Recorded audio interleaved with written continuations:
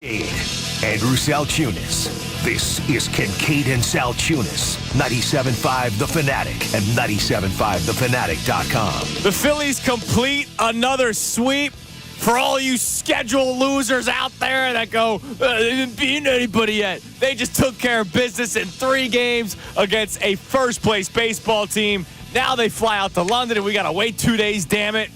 And also, we're going to talk about Nick Sirianni today because I saw an interesting tweet. It's not the evil media bringing it up. It's an Eagles fan. It's Kincade Salciunas, 97.5 The Fanatic.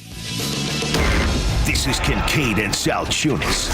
Stars in cities, especially like Philadelphia, they are always on the map, and we should expect more winning out of them. And we'll go to the Eagles and Jalen Hurts. I am a believer that your best player, I think there is also a responsibility as the team spokesperson.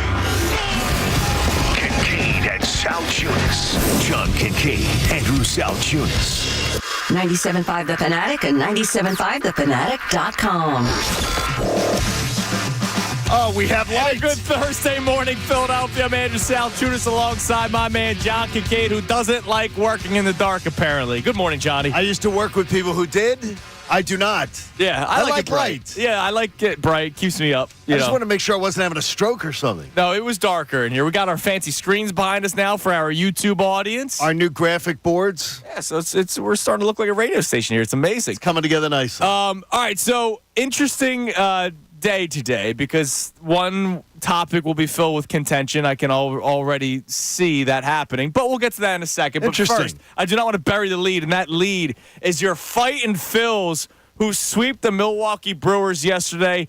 Another great freaking game, another great outing by a starting pitcher. Aaron Nola yesterday goes 7 innings, strikes out 5, allows just 2 hits against a first-place baseball team that was 36-23 coming into Citizens Bank Park. They leave Citizens Bank Park 36-26 because the Phillies swept them in 3 games, damn it. And Nick Castellanos goes yard, 2-run home run yesterday. Things are looking up. How about 3 games I saw somebody this morning, 3 games in less than 8 hours.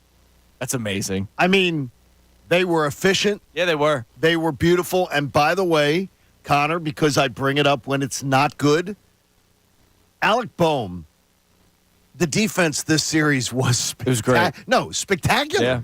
I mean, it was above grade, and that's another little just bullet in the gun that this team's got to knock teams off. The defense played in that series was tremendous. Alvarado the other night on Monday night with the save with the scoop. Yeah, I mean, it was fantastic to watch that series. That was beautiful baseball. It was, absolutely. You're right. It was beautiful baseball. The games went really quick. Obviously, the low-scoring game. Look, the Brewers' pitching staff and bullpen's tremendous, too, right? Like that Brewers team, their bats might not be as dangerous as the Phillies lineup, but their pitching staff's very good. So I'm not surprised they kept the Phillies down in terms of run total, but it's even more impressive because the Phillies' rotation's even better. They could be trouble in October for somebody. In a short series, it could be. Oh, absolutely. They could be a troublesome team if their bats manage to get hot at the right time. They could knock somebody off. They absolutely That's not a bad could. team. So here's the deal. You said something that will lead us into our first topic today. I did. You mentioned Alec Boehm's defense and how good it was this series. Unreal. It was. If you missed it, John brought up the Giants game. He made 2 errors. I forget. He made 2 errors I forget in who that they game. played. He made 2 errors in the game, and he was leading Major League Baseball in errors. Yes, and you had every right to point it out. Connor defended Alec Boehm because he looks better this year. Look, it was a great conversation to sit back and enjoy and listen. Right, I was basically sipping a beer during it. So I got a tweet right in the beginning of the game because I think the Phillies went 1-2-3 in the top of the first inning. So I got a tweet from Bill Brown that you were also tagged in. I don't know if you saw it. I'm not sure if it's concerning or encouraging, but outside of Boehm and Sosa, the offense has underperformed. I tweet this after watching Stott have another rough AB and fall to under 240. So right away, I get the tweet of, all right, they could be better. Almost, right? Like Bryson Stott, we talked about this yesterday. Bryson Stott, we expect to maybe climb up to 270, 280 at some point. He is actually having a down year in terms of batting average. And I think that's all going to, you and I both said. Yeah. We think that's going to even out. He's going to have a 6-week stretch where he raises that. And it's going to go up. Nick Castellanos, I have a firm belief that he's going to climb up to 240 at some point. I said this when it was in the 190s, so I didn't say this because he's had a couple of good games. I said this when he was batting 190. The Phillies are 44-19 right now. So for the batting average concerns, for the conversations that we've had about center field, for the conversations that we've had about defensive issues, not hustling down the first baseline, Bryce Harper, for Rob Thompson complaints that people have had as the season's gone on, for people pointing out the schedule. Man, I think from now until like the trade deadline, we should not have any conversation that has any sort of negative spin on it about the Phillies. I disagree with you. I would completely disagree with you. But I get this, is that Bill Brown asked the question. I did not see it. I'm sorry, Bill, that I did not see that. Fine. I don't tend to be cruising it during the game, checking out a lot of it, what's going on. What I would say to you is that I see that as a positive. Okay. Like Bryson Stott not hitting where we expect him to hit. Nick Castellanos not expecting where we expect him to hit. And you're 44 and freaking 19. Yeah. So to me, I look at those negatives as positives. Okay. In the long run. I think not discussing or saying everything's great, there's nothing to be concerned with, there's nothing to question, is a dangerous strategy with anything in life. I know it is. Anything and in you life. know me. Like I know you. I point out things. I am critical of things, even when things are going well. But you said trade deadline. You're telling me July? Yeah. July is full of pothole potential. It is going to be a constant, as I told you. There are 3 mini gauntlets that the Phillies have. Right. And the month of July includes 6 series against playoff competition where we're going to see how they do in those 6 series. But what they've done is they've taken the stress off of it. Absolutely. But I absolutely would not in any way sign up for it. We should just be happy boys till August 1st. We should just be not pointing out anything that concerns us or any issues this team has. Because, again, I completely disagree with that, as things don't matter until they matter. All right, fine. I'll say this. If during those stretches, those incredible series that the Phillies will be in, and they look horrible. Right. They almost look like they don't belong, which I don't think anybody expects that to happen. Going 2-4 on a road trip, people were like, oh, my gosh. I actually go 2-4 on a road trip on the West Coast. I almost look at that and expect it. Yeah. Going in something. But, dude, people were freaking out after the Rockies series and the Giants series. There were legitimate people that were calling in, texting in, tweeting in. Sometimes we even brought it up on the show that, oh, man, it was a rough series. Like, well, I think it's because the Rockies are atrocious. Yes. And except for one inning, you would have been swept. The only game you won, you were trailing in the 9th inning. But in the grand scheme of things, it probably wouldn't have mattered. It could have mattered if you lost the division by 1 game. Yeah, you could point to that series. But it bothers me much worse when I see a team lose to crappy teams than good teams. I got you. So I'll ask the question. I would love to get Connor's thoughts because I think I know Connor's answer.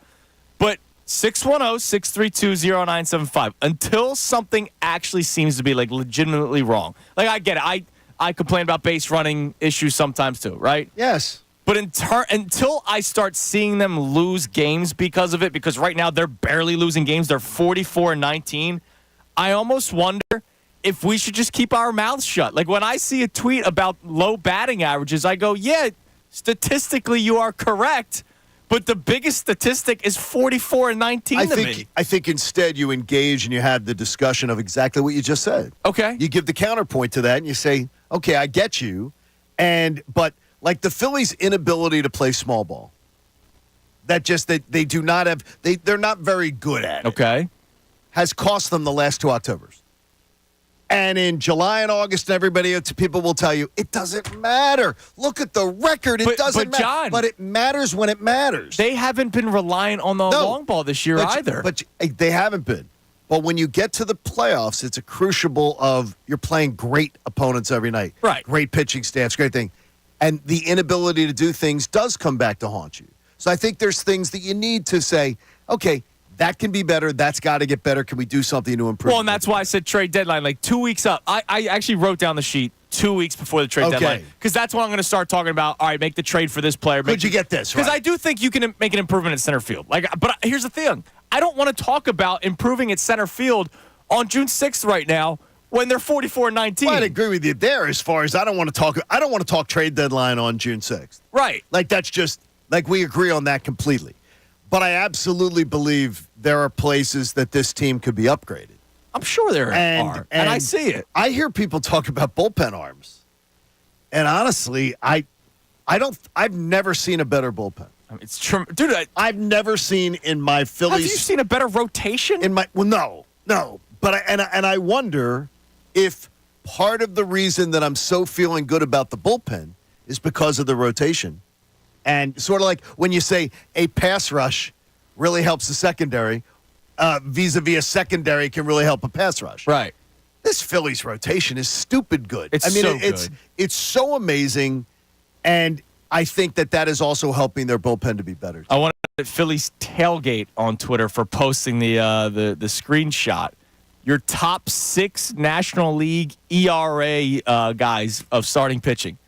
Ranger Suarez, number 1. Zach Wheeler, number 3. Christopher Sanchez, number 5. Aaron Nola, number 6. It was they put that up right after the game yesterday. In the top 6, 3 in the top 5, and the other 2 are both on the Chicago Cubs. So the Phillies and Cubs run the National League when it comes to ERA at a starting pitching. And you wake up today on June 6th, 8 games up on the Braves. It's unbelievable. And man. If I had said to you at any time, Connor's a good one for you. If I said to you at any time, the Phillies will lead after June 1st, at some point, will lead the Dodgers by 6 games. I'd call you a crack addict. Well, I would say Shohei Ohtani's in prison. Oh, okay. Well, Ipe Mazura's fine and Shohei is in prison. Yes, okay.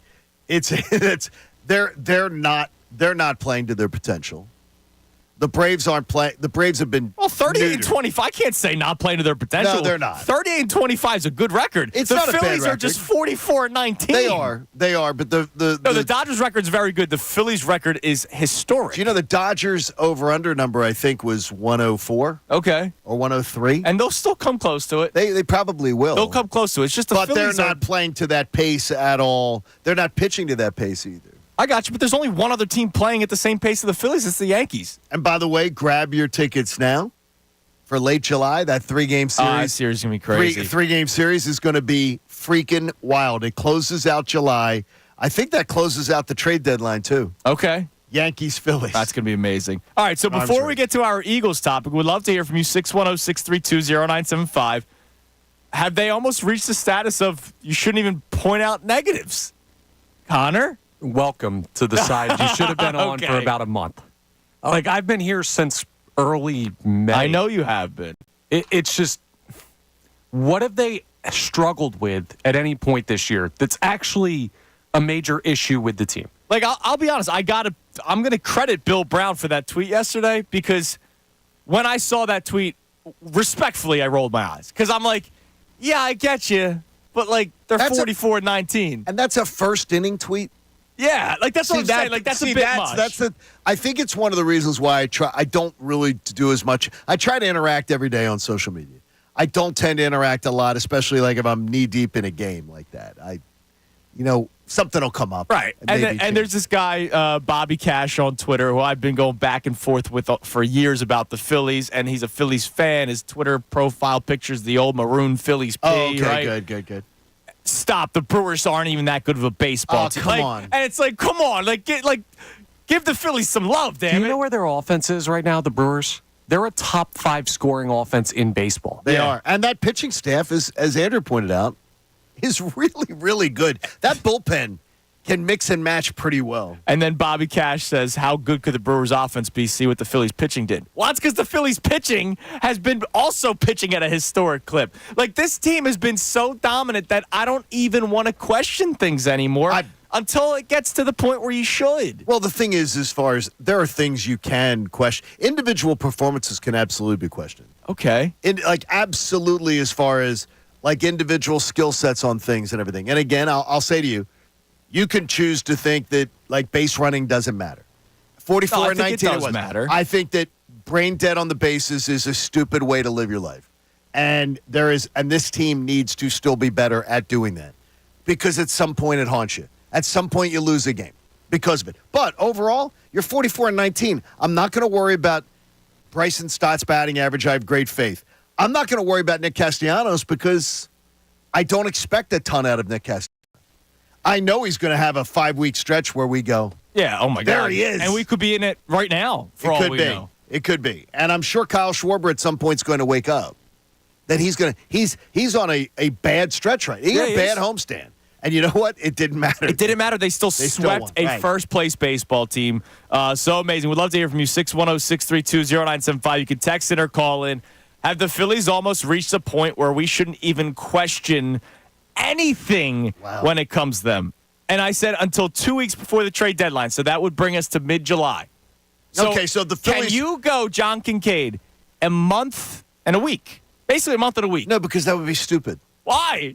Okay, I'll give you an example. What if they lose 11 out of 13? Okay. I guarantee you seriously. they won't. No. First of all, you can't guarantee they won't. I will right now. You know what? I might guarantee with them. You can't guarantee that they're not going to go into that they're not going to go into skids, that they're not going to lose 4 or 5 series in a row. You can't guarantee 11 that. What would you like to bet? That they're not going to. That's what the White Sox that's do. just an example. So put that's money just on an it. example. I'm just The saying. example is Connor. The example is this team could go on a skid. They could go on a skid for 2 or 3 weeks. They could go on a skid where they don't play good baseball. Right. They could go into. We could have catastrophic injury. We could have. I understand your point. Our point is we're guaranteeing that's not going to happen. Like, that's why we have the confidence. This is where we're at mentally with this team. This is the argument. Look, I pray that there's no catastrophic injury, but if there is, I have 8 guys. You know who talk like I have a whole lineup. You know who talk like this? Oh, Sixers The fans. 2022 Mets. They talked like this. Okay. They talked like this 10.5 games up in the division in July, and they were counting the magic number down, playing fun game, thinking, hey, we're home free. We're one of the best teams in baseball. We're on pace to win 110 games. And the Mets didn't win a playoff series. They still won over 100 games, though. I understand they did. Exactly. They blew the division the day before the end of the season, and then they lost. And that's why I said they lost a playoff 2 weeks series. before the trade deadline. It makes no sense. I'm saying No. 2 weeks before the trade deadline. You two are free to do whatever you wish. Thank you, John. I am not going to. I am literally not going to watch a baseball season and just be like, here. I mean, that's all they give me a P. But that's what they've been doing for you. I'm having plenty of been fun, letting you do and I can here. still watch a game legitimately. I can still have legitimate opinions. Yeah, I don't have to go. Give me a P. Give me John, an H. You can have legitimate opinions. What Bill Brown tweeted in was a legitimate opinion. No, it isn't. No, it isn't. Because Look, it is a legitimate concern when you see so many, like you said, Kyle Schwarber's going on a rough stretch. Nick Castellanos. But do you have been any on a rough concern stretch. about Bryson Stott? No, I don't. Okay, there is enough data and enough to tell you that if you're sitting there obsessing on Bryson Stott on June 6th, you're overreacting. I do not consider that a legitimate opinion. I do not. There's enough data to say to you, got to let it breathe a little more. Now, if Bill wanted to tweet that August 6th and we're still here at the same point, okay, I would say valid. Yeah. I would absolutely say valid. It's fine. There's no problem with, you can watch, at some point it became because of like teenage girls, and then guys started to use it. Criticism became hater. I got you. You can't criticize. You're a hater. Critical, yes. You're a hater. You can criticize and be criticizing something where you are saying this team's freaking amazing. Yes. But this could be better. This team's going to be amazing, but this could be better. And because at some point one thing you can't guarantee is October and how they're going to do when all the chips are on the table. And that's why, I'm giving it a month and a half, a month and a week. Month and a week of me going, you know what? Okay, here's what I'll say. Here's the best part of it. You guys can't do it. You guys can't do this premise that you're floating. Andrew, you absolutely could never do this. You could never. What would it be? July. So we go to July 24th. Don't forget, I'm out for a week. Okay, it doesn't matter. End of June. So July 25th. So Christmas in July. You could never go till July 25th not criticizing something about that team. All right, we'll see. I bet I'll put you the challenge. To it. And if you do, by the way, if you do, I'm going to tell you, you're not doing your job well enough. Oh, I'm going to tell you that. Wow. You're not, because then Man, he you're feels just comfortable being saying that already. No, then I would say to you, you're being state TV. You're deciding to just be state TV. I'm just going to sunshine and lollipop it. Yeah. Every single thing. Never a reason to call anything I'll say, out. don't worry about it. Exactly. Don't worry about that. Yeah, I've seen that. one. I've heard that in Sixers coverage from many in this market for years. All right, so we got the Phillies obviously on the table today. Have they reached a status where you should not even question anything? And I said until 2 weeks before the trade July deadline. 2 weeks. 2 weeks. Okay, so you're saying then July 18th. July 18th. So from now until July 18th, you couldn't do this. we'll see. Seriously. We'll see. You're Also, going to be at a meeting. You're going to have to go to a meeting. speaking of stop being a hater. It's a hater. You're a hater. So yesterday, I saw a tweet about Nick Sirianni from something that he said 2 days ago. The Sirianni spoke on Tuesday. We played some of the clips yesterday, but there was one clip we didn't play yesterday. And I saw a tweet from an Eagles fan. So let me make this clear. Eagles fan, not John Kincade, Loudmouth Radio, Andrew Salciunas, Connor Thomas, hater. Eagles fan. And I want to bring it up. And it's about Nick Sirianni and who he is as a person and whether or not you hoped he would change a little bit. I'll explain more next. It's Kincade and Salciunas, 97.5 The Fanatic.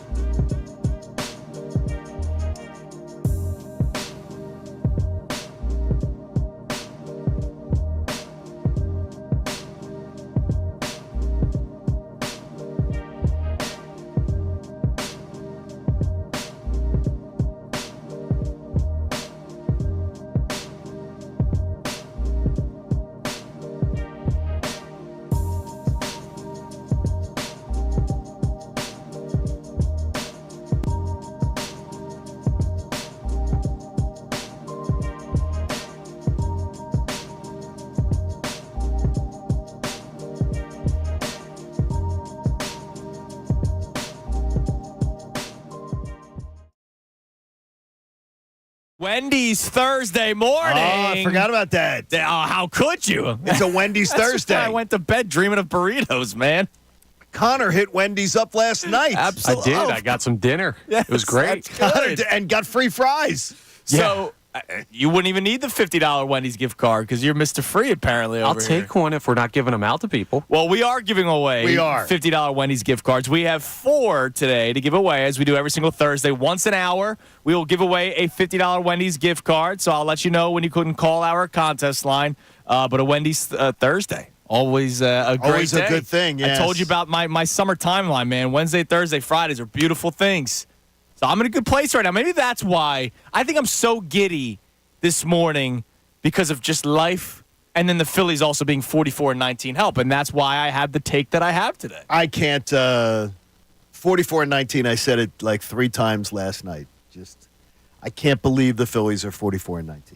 It's amazing. I never looked at this team and I thought they'd win the National League East. I picked them to win the East, but I thought we were going to be talking about a summer of just there'd be ups, there'd be downs, there'd be. This has just been up. This has just been up.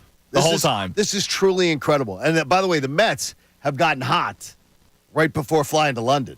They just went in and swept the Nationals on their home field, and the Nationals had been playing some pretty good ball. Yeah, but you know what? The Cardinals were hot before the Phillies played them. Well, and the Phillies handled them, too. This is a nice little one. You've already played 4 with the Mets.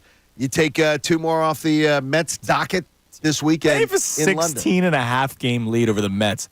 It's June that's truly 6th, unreal. and they have a 16.5 game lead of the Mets in first place. Like, that's unbelievable. It is. It's truly crazy.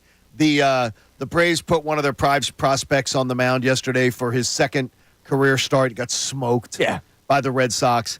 They're not finding answers at the back end of their bullpen, and they've got it pretty good. About the back end of their rotation, things are looking good right now. Good. Great. Damn it. Come on, go great. Use a different G word. As far as those teams. Okay. As far as those teams, things are looking Now, our man Joe checks in on Twitter, and Hi, Joe. He feels the way you do, John. I'm no fanboy process nerd accepting everything. If there are issues that arise with the Phils, I'm definitely going to be vocal. Right now, all is good. So right now, he doesn't have to bring up anything, but if something does arise in the next month and a week, in the next 5 weeks, he'll be critical of it. I just feel like I've been critical of things, and then the very next game, they shut me up, or I've been critical of things when it has happened in a win. Like, I don't know. I don't know what to do, John. Like, I don't want to be Mr. Fanboy. Like, but here's the deal. Anytime I point out something that I would wish would go a different way, they still end up winning, and they're 44-19. Did you point out something unfairly? I don't think so. Well, then apparently the Bryce Harper thing was unfair. Then what are you worried Correct. about? That's not unfair at all. I don't think it was unfair at all. No, it was not unfair. By the way, I also was pointed out to me, not only did Todd McCarthy point it out, Scott Fransky pointed it out. So, I mean, it's unfair for the team broadcasters call it out. Well, it's not he unfair. Didn't run is a little bit different than the conversation we had. No, it's not. That's why are you not running? We had the conversation because of his actions. You are allowed to do that. You're allowed to question valid things about if Tom Brady goes out and has a 3-interception game in his career in the midst of it. You're allowed to go, wow. That sucked. That was a bad game from the best quarterback in the history of the NFL. And everything can be also prefaced with, and every conversation should be prefaced with, but they're 44-19. This is a rampaging Phillies club, which is truly incredible. I remember 93, but the thing is, in 93, none of us saw it coming. You expected this team to be good. The Phillies were picked for 4th. Oh, jeez. They were picked for 4th in their division. And they were rampaging. They were 1 game better than this team is. They were 45-18. That's amazing. On the same date. And that team, it was so unlikely. This team's loaded. Yeah. This team has high expectations. What I love is when a team with high expectations goes out and says, put them on our shoulders. And they told us they were going to do that this year. They did. And they have backed it up, man. And I told Larry Paul the other day, I said it. I rolled my eyes when in spring training I was hearing about this. Well, they're going to come totally focused and totally driven and totally. I rolled my eyes going, it's a baseball season. Right. There's going to be ups and downs. This has been incredible. All right. Absolutely incredible. In a few minutes, I'm going to play you a clip from Nick Sirianni during his press conference 2 days ago, and I'm going to read a tweet from an Eagles fan. Okay. They started the conversation. Don't blame us. Blame Did that they fan. tag you in it, or did somebody? No, I saw it. Okay. I saw it. But real quick, I know we have a bunch of texts coming in on our Phillies conversation. You can text in or call in at 610-632-0975. What do we have, Connor? Pretty split on this one to start. So Miz from Northeast Philly checks in, says fans need to embrace what's going on and let the rest of the season play itself out. They're 44-19, just swept a really good Brewers team who will be there in the end, all while not playing their best ball. People forget Marsh are out, Schwarber hasn't hit, stuff like that. They've played up to expectations, so they deserve this point of view. So they deserve it. How about that? They deserve this point of view, John. No. But thank you. I mean, look, I understand the point of view. I'm not contesting that somebody would have that point of view. Deserve? Hell no. Okay, let's set this, because I think this is going to be very important to people's perspective on your argument. Is there a possible way for you to get to where Andrew and I are with this Phillies team right now? Like, is there a universe? If they were just crazy, undefeated to this point. No, I mean, if there's a point where you are, they go out. How about this? In the month of July, they go out. July has got 6 series that are against contenders that right now are in playoff position. Braves, Cubs, Dodgers, Twins, Guardians, Yankees. That is a quote-unquote gauntlet. By the way, August has 7 series against them. I will feel much different as far as data in the brain, as far as what they are, when I see them against the best teams and what they're doing. I was so amazed at the efficiency this week. But no, Connor, I don't live my life going, there's nothing worth questioning, nothing to see here, move on. So no, I would not be in that position. Okay. That's just me. I'm not going to be that's that. Fair to stand your ground. As long as you're not being critical to just be critical. Right, but that's more different. Fair than saying, like, I don't think this team has earned it. No, I think they've earned everything they've done. I can't get over what they've done. I'm baffled how they're 44-19. Honestly, I am. I look at that outfield, and I'm baffled. I can't believe with the 3 outfielders, how that team is 44-19. Now that's kind that kind of goes to this conversation, right? Like I agree with you. You know how I feel about Rojas. Like sure. I want to find an improvement to Johan Rojas, but for me to talk about that right now, it's almost like a waste of my breath. Like it's gonna happen. Like I firmly believe that Dave Dombrowski is shopping. I already saw a report by somebody who covers Major League Baseball last week. I forget who. It was one of the national reporters that the Phillies will be looking for an outfielder and for bullpen arms. And I imagine that outfielder will be more so a center fielder because I think Castellanos is obviously a staple in right field. They'll still platoon in left field with Brandon Marsh, but center field is probably still a question mark for the organization. So why would Dave Dombrowski be doing that? Because of the fact that even if you're 44-19, yeah, you can find a way to be better. He can look at his team with a critical eye and say, yeah, this is great on June 6th. Is it going to be great on October 6th? But you already know how I feel about it. And right? I know, and I don't think you two are, again, I'm not positioning this as you two are being unfair. Right. I think you're being a little irrational. And maybe 44-19. 44-19 is irrational. 44-19 is a ridiculous record to have in Major League Baseball. So we'll continue the Phillies conversation today all day at 610-632-0975. But I also want to open up this. So 2 days ago, Nick Sirianni was at the podium for the first time right at the beginning of mandatory minicamp. First time he's ever had a mandatory minicamp as the head coach of the Philadelphia Eagles. And he was asked about interactions with Giants fans. I think that was the question, but he brought it up. And take a listen to what he said about his response to Giants fans about Saquon Barkley. You know, sometimes you see Giants fans around here with the, being so close. And, they give me a good, like, hey, go Giants. I typically let it go, but if the guy gets me good enough, I usually say, got your best player. All right. What? What do you mean what?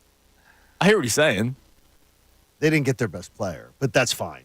All right, they did not get their second best player. They got one of their best players. Yeah, all right, they got one of their best players. Bottom line. All right, bottom line, they got one of their best players. Wow. Okay, so what are you upset about? What are you upset about? I don't believe Andy Reid's saying that. I don't believe that. I don't believe the best coaches in the game first of all, even if it happens, they're not going around like bragging about it, that this is what they do. They just say, if someone says to you, he gets a go Giants. He says, I get a go Giants. Yeah. Go Birds. That's all he's got to say back. Walk along. Go Birds. Go Birds. After the ass kicking your team took, with the playoffs on the line, with by the way, a division on the line, and you took the ass kicking you did to the Giants, stop it. Stop it. Don't talk about that you got their best player. You didn't get their best player, by the way. You didn't get Andrew Thomas. You didn't get Dexter Lawrence. You didn't get forget the best player Wait thing. a minute. I can't forget. John, that's a small part. Top 5 player. The point of the conversation is not, is Saquon Barkley the best player on the Giants, 610-632? No, I'm saying to you is, he says that. Well, first of all, you didn't. And more importantly, why are you engaging in that? Yeah, he's talking smack. That's what he's doing. All right, so here's the deal. Before John continues, I want to read a tweet because the only reason why we are having this conversation today, because look, this was said 2 days ago. And we made no note of it. We didn't we didn't talk about it yesterday. Wasn't an issue. So before anybody does the whole, you guys are always looking for something to complain about. You guys are haters, blah, blah, blah. I saw a tweet from a guy named Jamal yesterday. Popped up on the timeline. What's up, Jamal? At Finesse Bucket. Maybe he plays hoops. Sounds like me last night. So he quote tweets the video of Nick Sirianni saying that, the clip that we just played. And he said, yeah, I was low-key hoping Nick chilled out on this type of stuff this year. And then I looked at the replies. There were a lot of people saying, shut up, why? Here we go. We're going into a season where everybody hates Nick Sirianni. But there were a lot of people that backed up his statement, Jamal's statement, that he wished that Nick Sirianni would not be like that going into this season. What's funny is, as somebody who will not go into a year with a clean slate for Nick Sirianni, that doesn't bother me. It doesn't bother you at all, and I'm the one who gives him a clean slate. It's amazing. But what in the world are we doing? But I don't give him a clean slate on the fact that this is a time where Nick Sirianni needs to be low-key. Coming off the disaster, the worst collapse in an NFL season by a team that was riding 10-1. He made history last year for all the wrong reasons. He needs to zip it. Honestly, with all due respect to a grown man, he needs to zip it. He doesn't need to be bragging about getting into trash talk with Giant fans. Last time I looked, when you were trying to fix your team last year down the stretch, you let the Giants, just a team that was playing for nothing, kick your ass and make you look foolish. They were down 28-0, I believe. Yeah, early. I mean, zip it. All right, so zip it. This is question number 2. Do you wish that Nick Sirianni would chill out when it comes to that kind of stuff? I'll use Jamal's words. Do you wish that Nick Sirianni would chill out on that type of stuff where he's talking smack, taking jabs at other teams? Why repeat the story? Now, look, I said this to you before. I don't mind his antics on the sideline, but when things are going tough, you can't look like a deer on the headlights, which he did last year. He did. So if you're going to be jawing when things are good, you better be able to back things up when times are bad, which he did not last year. He didn't. He had no answers. If he has answers, then be who you are.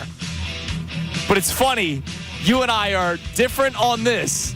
But you're I'm the one who giving gives the him clean much more slate. grace. It's unreal. So answer that question as well. 610-632-0975. We get to more of your text reaction coming your way next. And hear from Brandon Graham as he talks about the coaching staff this year compared to last year. It's actually pretty damning. It's Kincade Salciunas, 97.5 The Fanatic. Philadelphia Union Soccer. Penalty kick specialist Daniel Gazdag. There's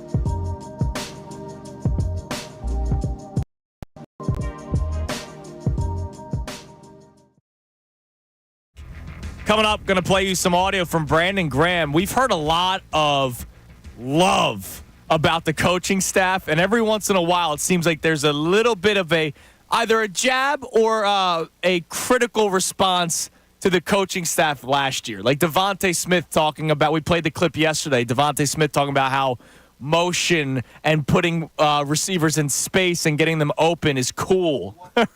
What we're allowed to do this year. Right. Compared to last year. And Brandon Graham talked about the coaching staff this year compared to last year. And we'll play that for you coming up in a few minutes. And we'll also get to more text messages. But, dude, do you want to salivate real quick? And I'm not talking about Wendy's just yet. Okay, Wendy's is not here. Not yet. Okay, just make that clear. So Adam Schefter tweeted out the inaugural 12-team college football playoff schedule yesterday. All right. And I know this is not the biggest college football town. It is not. But what I'm going to then read is a tweet from Warren Sharp, who does a bunch of football Warren Sharp's content. excellent, by the way. Sharp Football is one of my favorites. Oh, that's cool. That's one of my go-to sites, so that's good. So he puts out a tweet last night. Warn your families. We're about to be blessed. Starting on December 19th, the birth date of one Liv Kincade.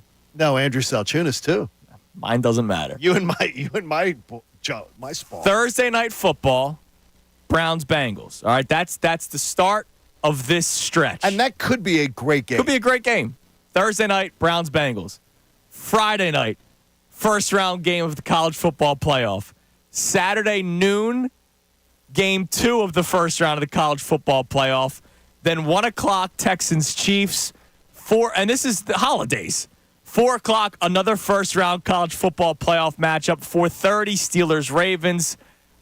8 o'clock, college football first-round game number 4. This is Saturday. All right, so this is a Saturday. We have 3 college football playoffs. And this is leading up to Christmas. Yes. Leading up to Christmas. And NFL games. Then Sunday is the full slate of NFL games. I'm going to take the I hope you'll join me. Down, if you can, down to the bus trip with the Philly sports trip. Oh, that's right. That's down that to see weekend. the Commanders. It's that weekend. The day before my birthday. Monday, December 23rd, Saints-Packers. Christmas Day, we have the Chiefs-Steelers, 1 o'clock. Ravens-Texans, 4:30. Then we're back to Thursday night. This is what we're 1 week. And then what are we back at? December 26th, Thursday night, Seahawks-Bears. We'll see how that goes, but Caleb Williams is a big story. And then there's a 2-day window where we have nothing. Like, we're going to go nuts on that Friday and Saturday because there will be nothing. But then we have Sunday the 29th. Well, there's got to be Saturday football that day. No, because now we're in the college football playoffs, and there's nothing that Saturday. Oh, wow. Because it's at the end of the regular season. Yeah, but usually they have Saturday football that weekend. Oh, that's a good point. We'll move Christmas to that Saturday. Yeah, let's move. Yeah, let's move Christmas to a Saturday. Yeah. Yes, that'd be good. Then you have Monday night Lions-Niners. Okay, that's great. And then New Year's Eve, quarterfinal game number 1, college football playoff. New Year's Day, there's 3 college football playoff games. And then January 5th is the NFL. And then we get into the playoffs. Then the playoffs are the next weekend, wild card. So from December 19th to January 12th, our hair will be on fire with football. The Eagles are going to be on a bye, too. So. They probably will be. It's a beautiful thing, man. It is a beautiful thing. I love that. Right around the corner. That sounds great. Well, let's take our time and enjoy this Phillies team. All right, what do we have on the text line, Connor? We'd love to hear from people at 610-632-0975. When it comes to the Phillies, have they reached almost anti-criticism? Cannot be criticized. Can't be criticized until 2 weeks before the trade deadline. And I mean criticize, pointing out concerns, nothing. You can't talk about them with any sort of negative slight. And then when it comes to Nick Sirianni, do you wish he, I don't know, do you want to say matured? I don't know the terminology you want to use. He's an adult male. He's a mature man. I don't think he's immature. But do you wish he would hold himself differently? Yes. I do. I mean, it's just I don't really care. The thing is that I am a fan of. You are of. I wanted Nick Sirianni back. I don't believe Nick Sirianni was, because one thing I always do in this job over the years, I trust what the locker room leaders are saying as far as everybody who's in there, the guys who were in there on a daily basis. Nick Sirianni wasn't taking stray bullets. And that tends to be something that always happens. Right. Every coach I've ever seen lose a locker room or whatever.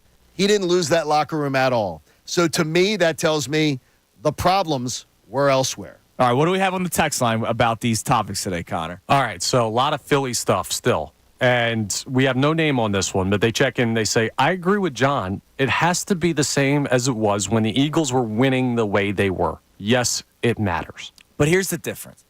Okay. When they were 10-1, there were legitimate flaws. There were. I don't see them. By the way, I don't see, even though that person sort of fell on my side, I do not see these situations. I don't either. Like, look, base running, it can always be an issue.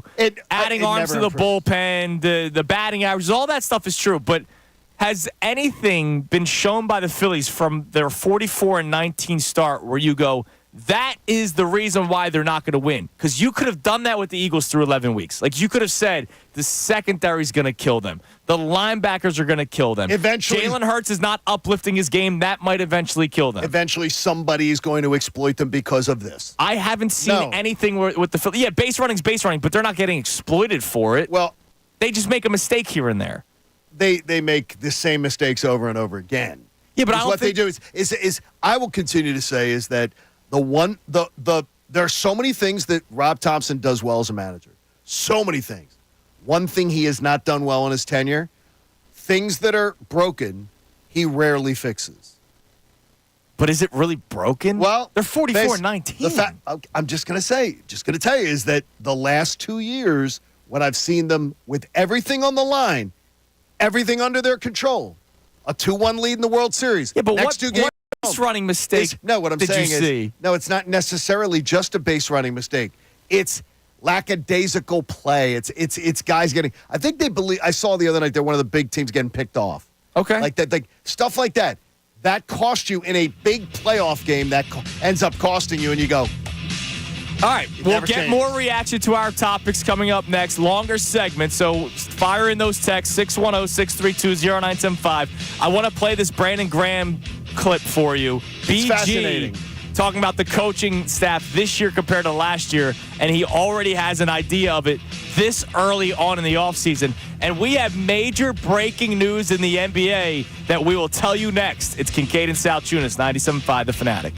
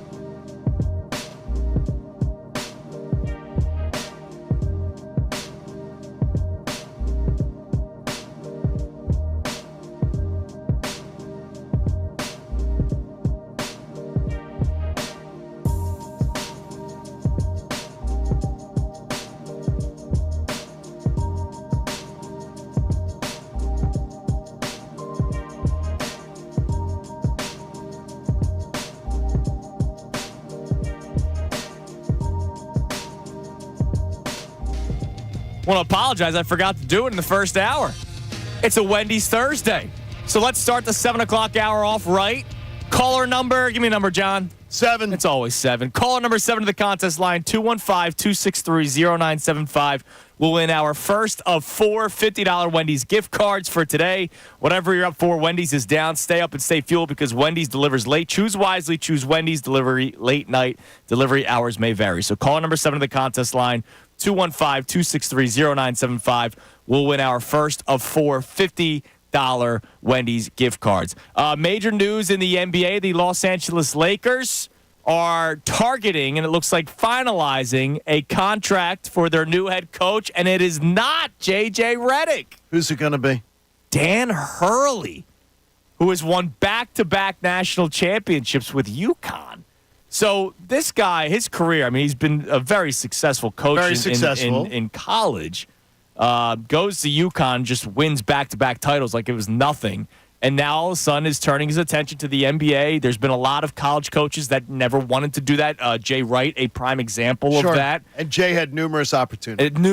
Yeah. And so Dan Hurley wants to give it a shot in the NBA, and he's going to the Lakers. And one of the things you first asked during the break was, why the Lakers? Why?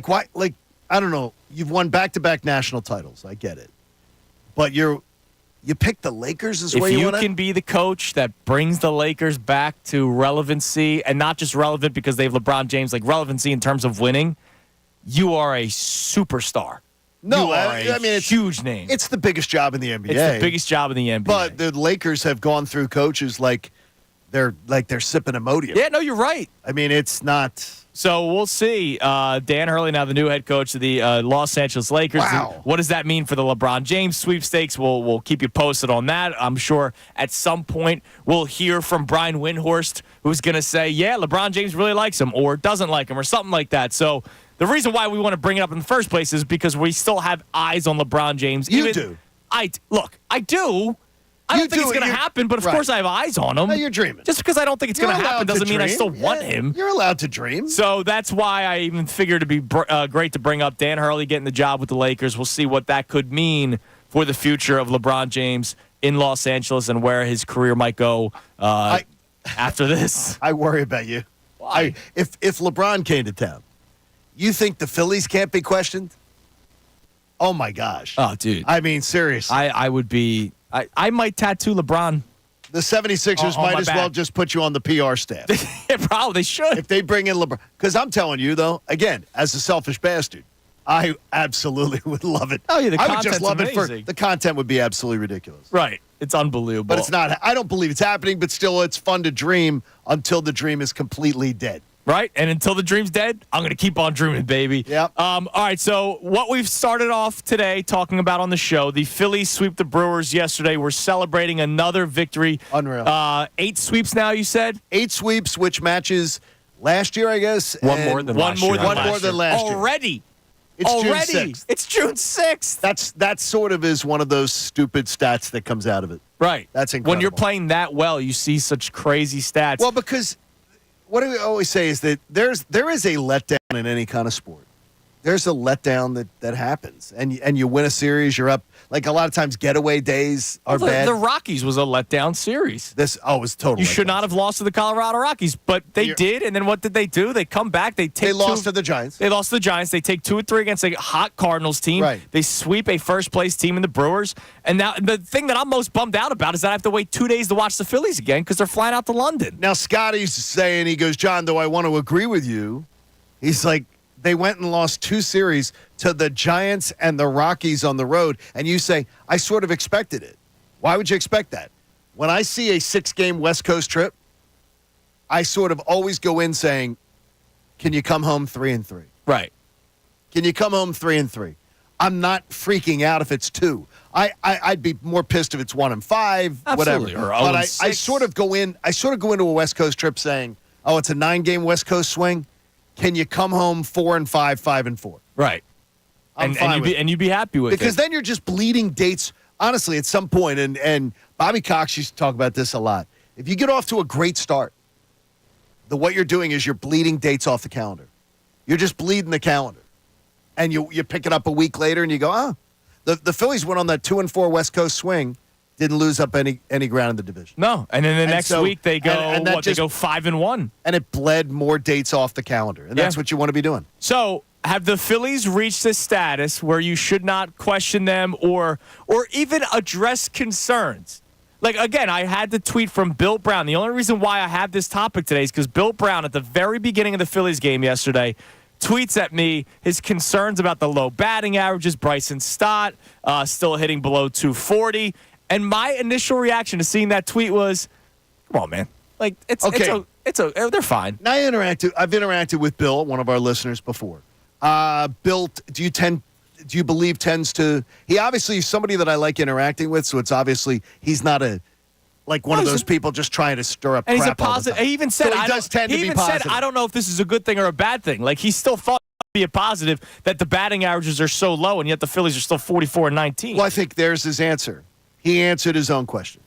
It is. It's a positive. That's the way I look at it. Like Bryson Stott.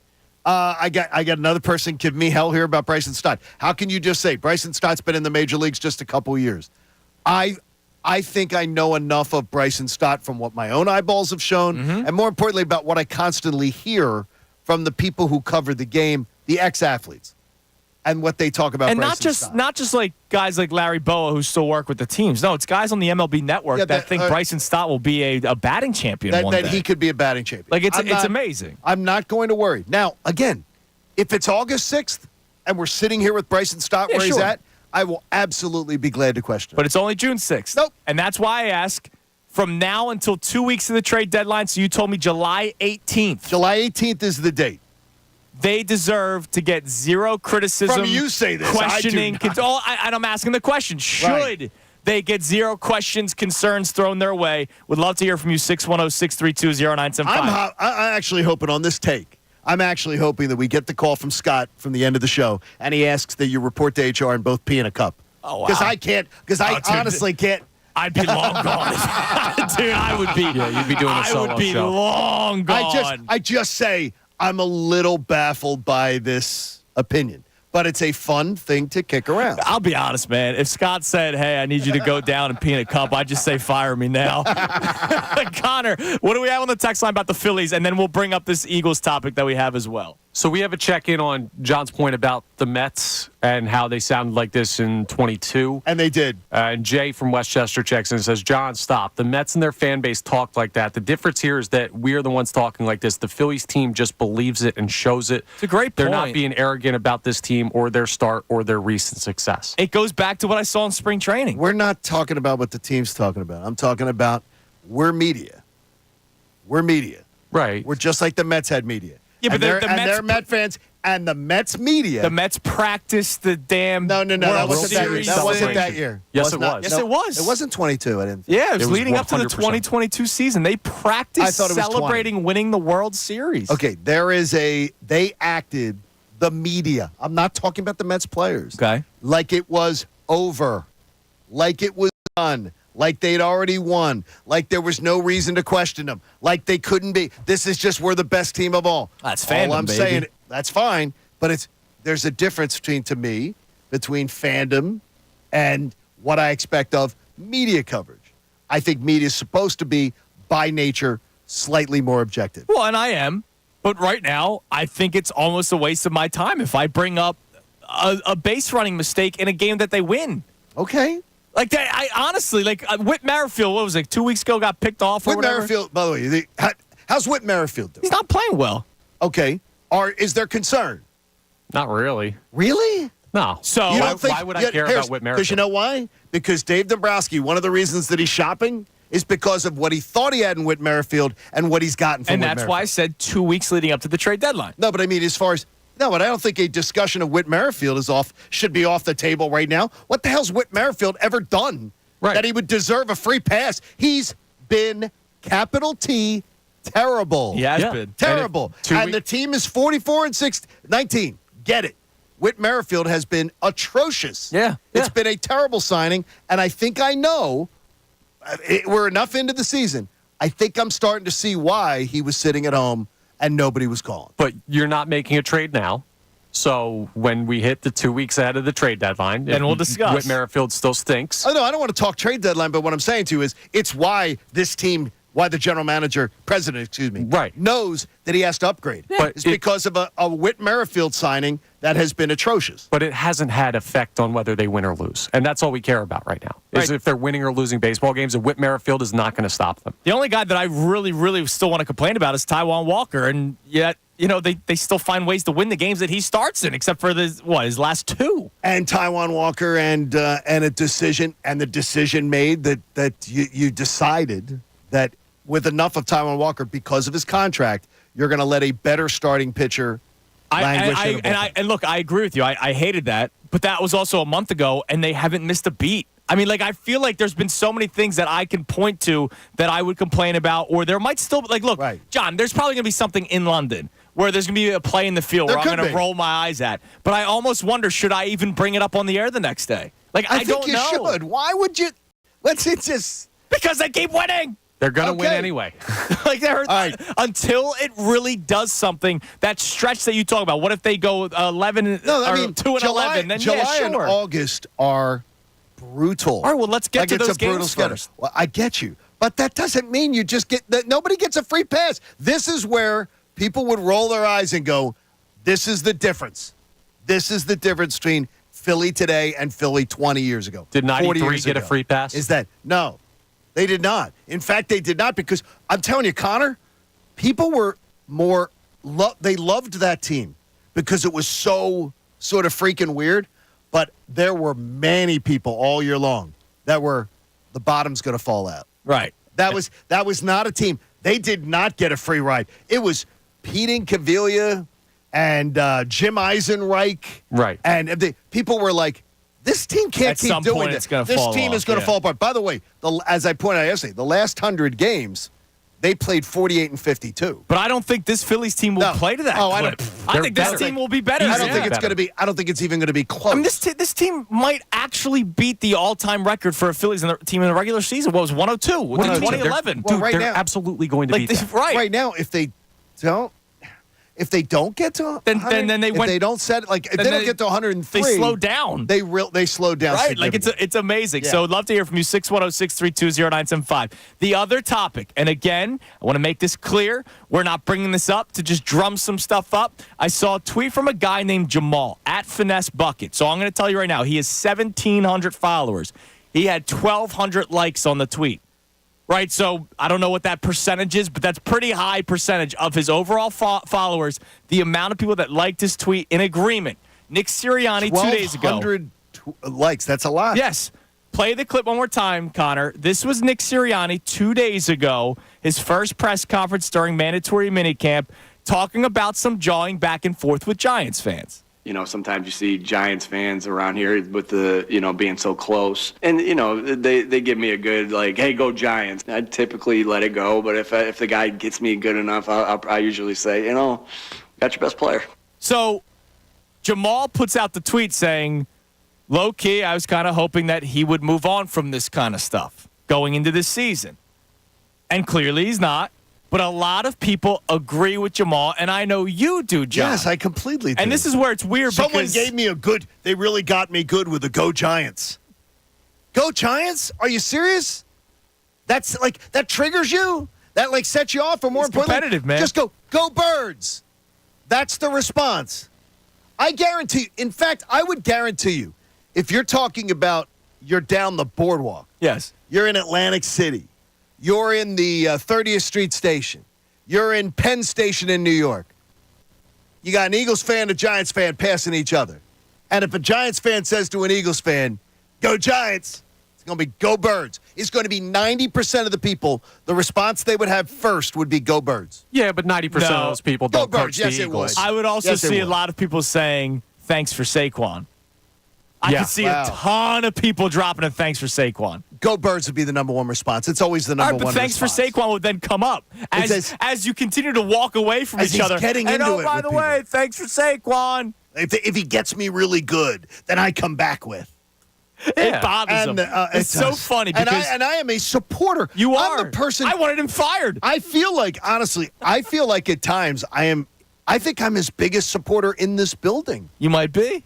And Bill Colarulo. Oh, that's right. No, It's his cousin. Bill Sirianni. Yeah, Bill Sirianni. Bill Colarulo Sirianni. I think on his mom's side, he's a Sirianni. I'm fascinated by it. I'm fascinated by the one thing you got to do is you got to get out of your own way. You got to get out of your own way at times in life. And I don't think that Nick Sirianni is very good at getting out of his own way. This is not the year to be yapping to any Giant fan. This is not the year to be yapping. Or yapping, You just period. presided over, you had a spectacular roster. Spectacular roster. And you presided over one of the worst collapses ever, did nothing to fix it otherwise. I would say this is the year, as Dr. Eva would say, zip it, zip it, zip, zip. What do we have on the text line regarding this conversation today, Connor? All right, so we have a couple people checking in on Sirianni, and Blaine checks in and says the Sirianni comments were cringy for sure, and again shows how horrible at social decision-making he is. Him trash-talking a fan isn't the issue. It's him bragging about it. He needs to know, man, when you're viewed as he is right now in the city, you need to stop making it worse with dumb, unnecessary comments. Now, look, normally I would definitely rip Nick Sirianni because how I feel about him. I don't think that one was really all that bad. I really don't. And I will say it once more, I don't care about Sirianni's antics. You just need to be able to control yourself better when things are going poorly. Last year when things were going poorly, I saw him yelling at coaching staff, also almost seeming like he was talking down to certain players or people on the sideline. Yes. And he could not handle himself. When things were falling apart, he could not handle himself. When things are great, he's Mr. Rah-Rah, which I support. I like that he runs down to the end zone when the guy scored a touchdown and he wants to smack the rear end of one of his players that scored a touchdown and celebrate. Maybe that's why the players love playing for him so much. Maybe that's why they have such a good relationship. But when times are going tough, you need to be the head coach and you be able to handle yourself a lot better than he did last year. But if he doesn't learn from it, then yes, stuff like that's a bad look. I don't think he's ever going to learn. I'm beyond the time now where, though I am still a Nick Sirianni supporter, and I still believe that there was no way I wanted him removed, that I don't think he's ever going to learn. I just think that he can't help himself. So then will he just take it? I think he just can't. I'm asking you. Hopefully he'll be a good enough coach and a good enough presider and a good enough administrator that it won't be an issue. Okay. But the good time Charlie routine, nothing worse to me.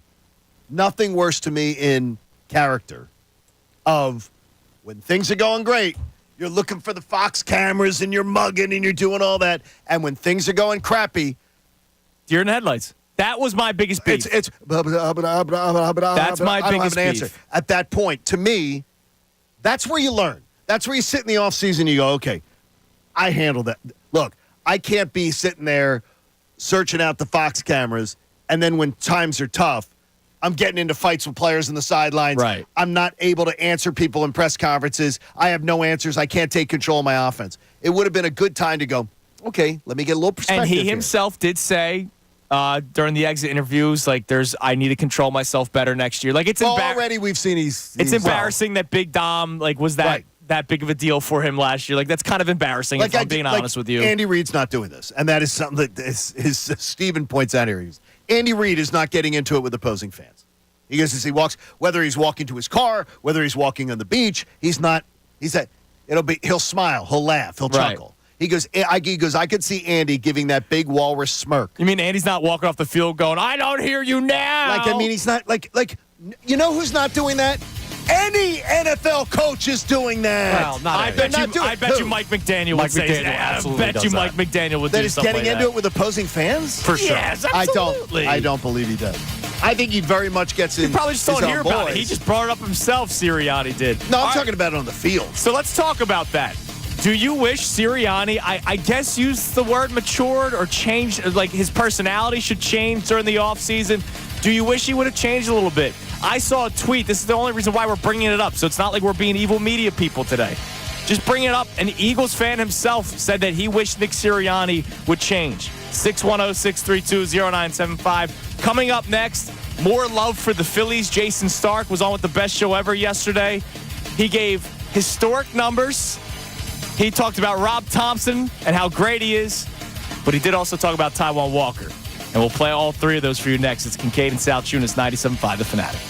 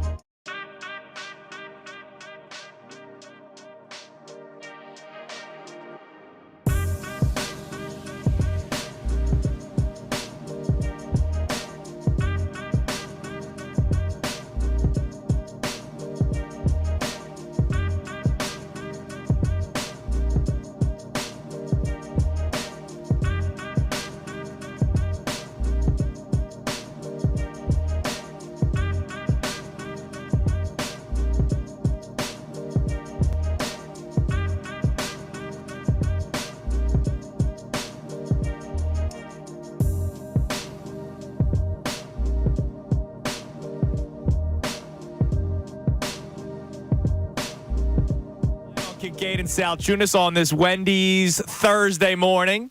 You go to say Wendy's, it's difficult. Wendy's Wednesday just rolls off the tongue so much better. Wendy's Thursday, you stumble over, and I remember But that's okay. many The times. Wendy's Thursday, I'll take it, man. We can bump up burrito day at actually, like earlier. How about we do 2 burrito days? Like, let's go. Wendy's. Every day could be burrito day. Hook us up, man. Look, Joey and Chandler here. All I can tell you is what they love their burrito. Oh, dude, I can't wait. I can't wait, man. Absolutely love it. I'm a big burrito guy. All right, so I'm going to play you some Jason Stark clips when he was on with the Best Show Ever yesterday, and he was speaking glowingly of the Phillies, as he should. I mean, they're 44-19. Sure. But real quick, I saw a tweet just now from Jake. What's up, Jake? At Phillies Jake on Twitter. All he tweeted out was dogs. DAWGS. He went with the W, dogs. Right. And it was a photo of MLB.com, 4 different players. Jeff Hoffman, ERA, 0.98.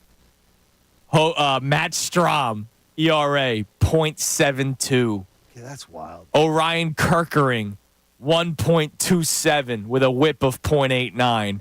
By the way, Strahm's whip, 0.76. Hoffman's 0.98. And then the last one, the hefty lefty, Jose Alvarado. His ERA's at 2.96. Okay, This is actually high. I'll trade him. Yeah. If you took Strahm and Alvarado's first series away from them, I mean, I don't know what Strahm's number would be. If you take out that Braves series, it'd be even lower. No, it'd be like 0.3. I mean, he's been something. Unreal this season. It's been crazy. It's been an unbelievable start for so many people. That's a great job by Dave Dombrowski. Yes, absolutely. That was a great decision. You know, there's the Whit Merrifield. There's that. There's different decisions. And I would still sign Whit Merrifield. Like, let's be honest. Like, I still would have signed Whit Merrifield. I like the signing. You brought in a veteran guy that's going to be coming off the bench. I know, Connor, you bring up the All-Star thing. I don't even care about that. You brought in a professional baseball player to be a part of this bench, to be a part of the depth of this team.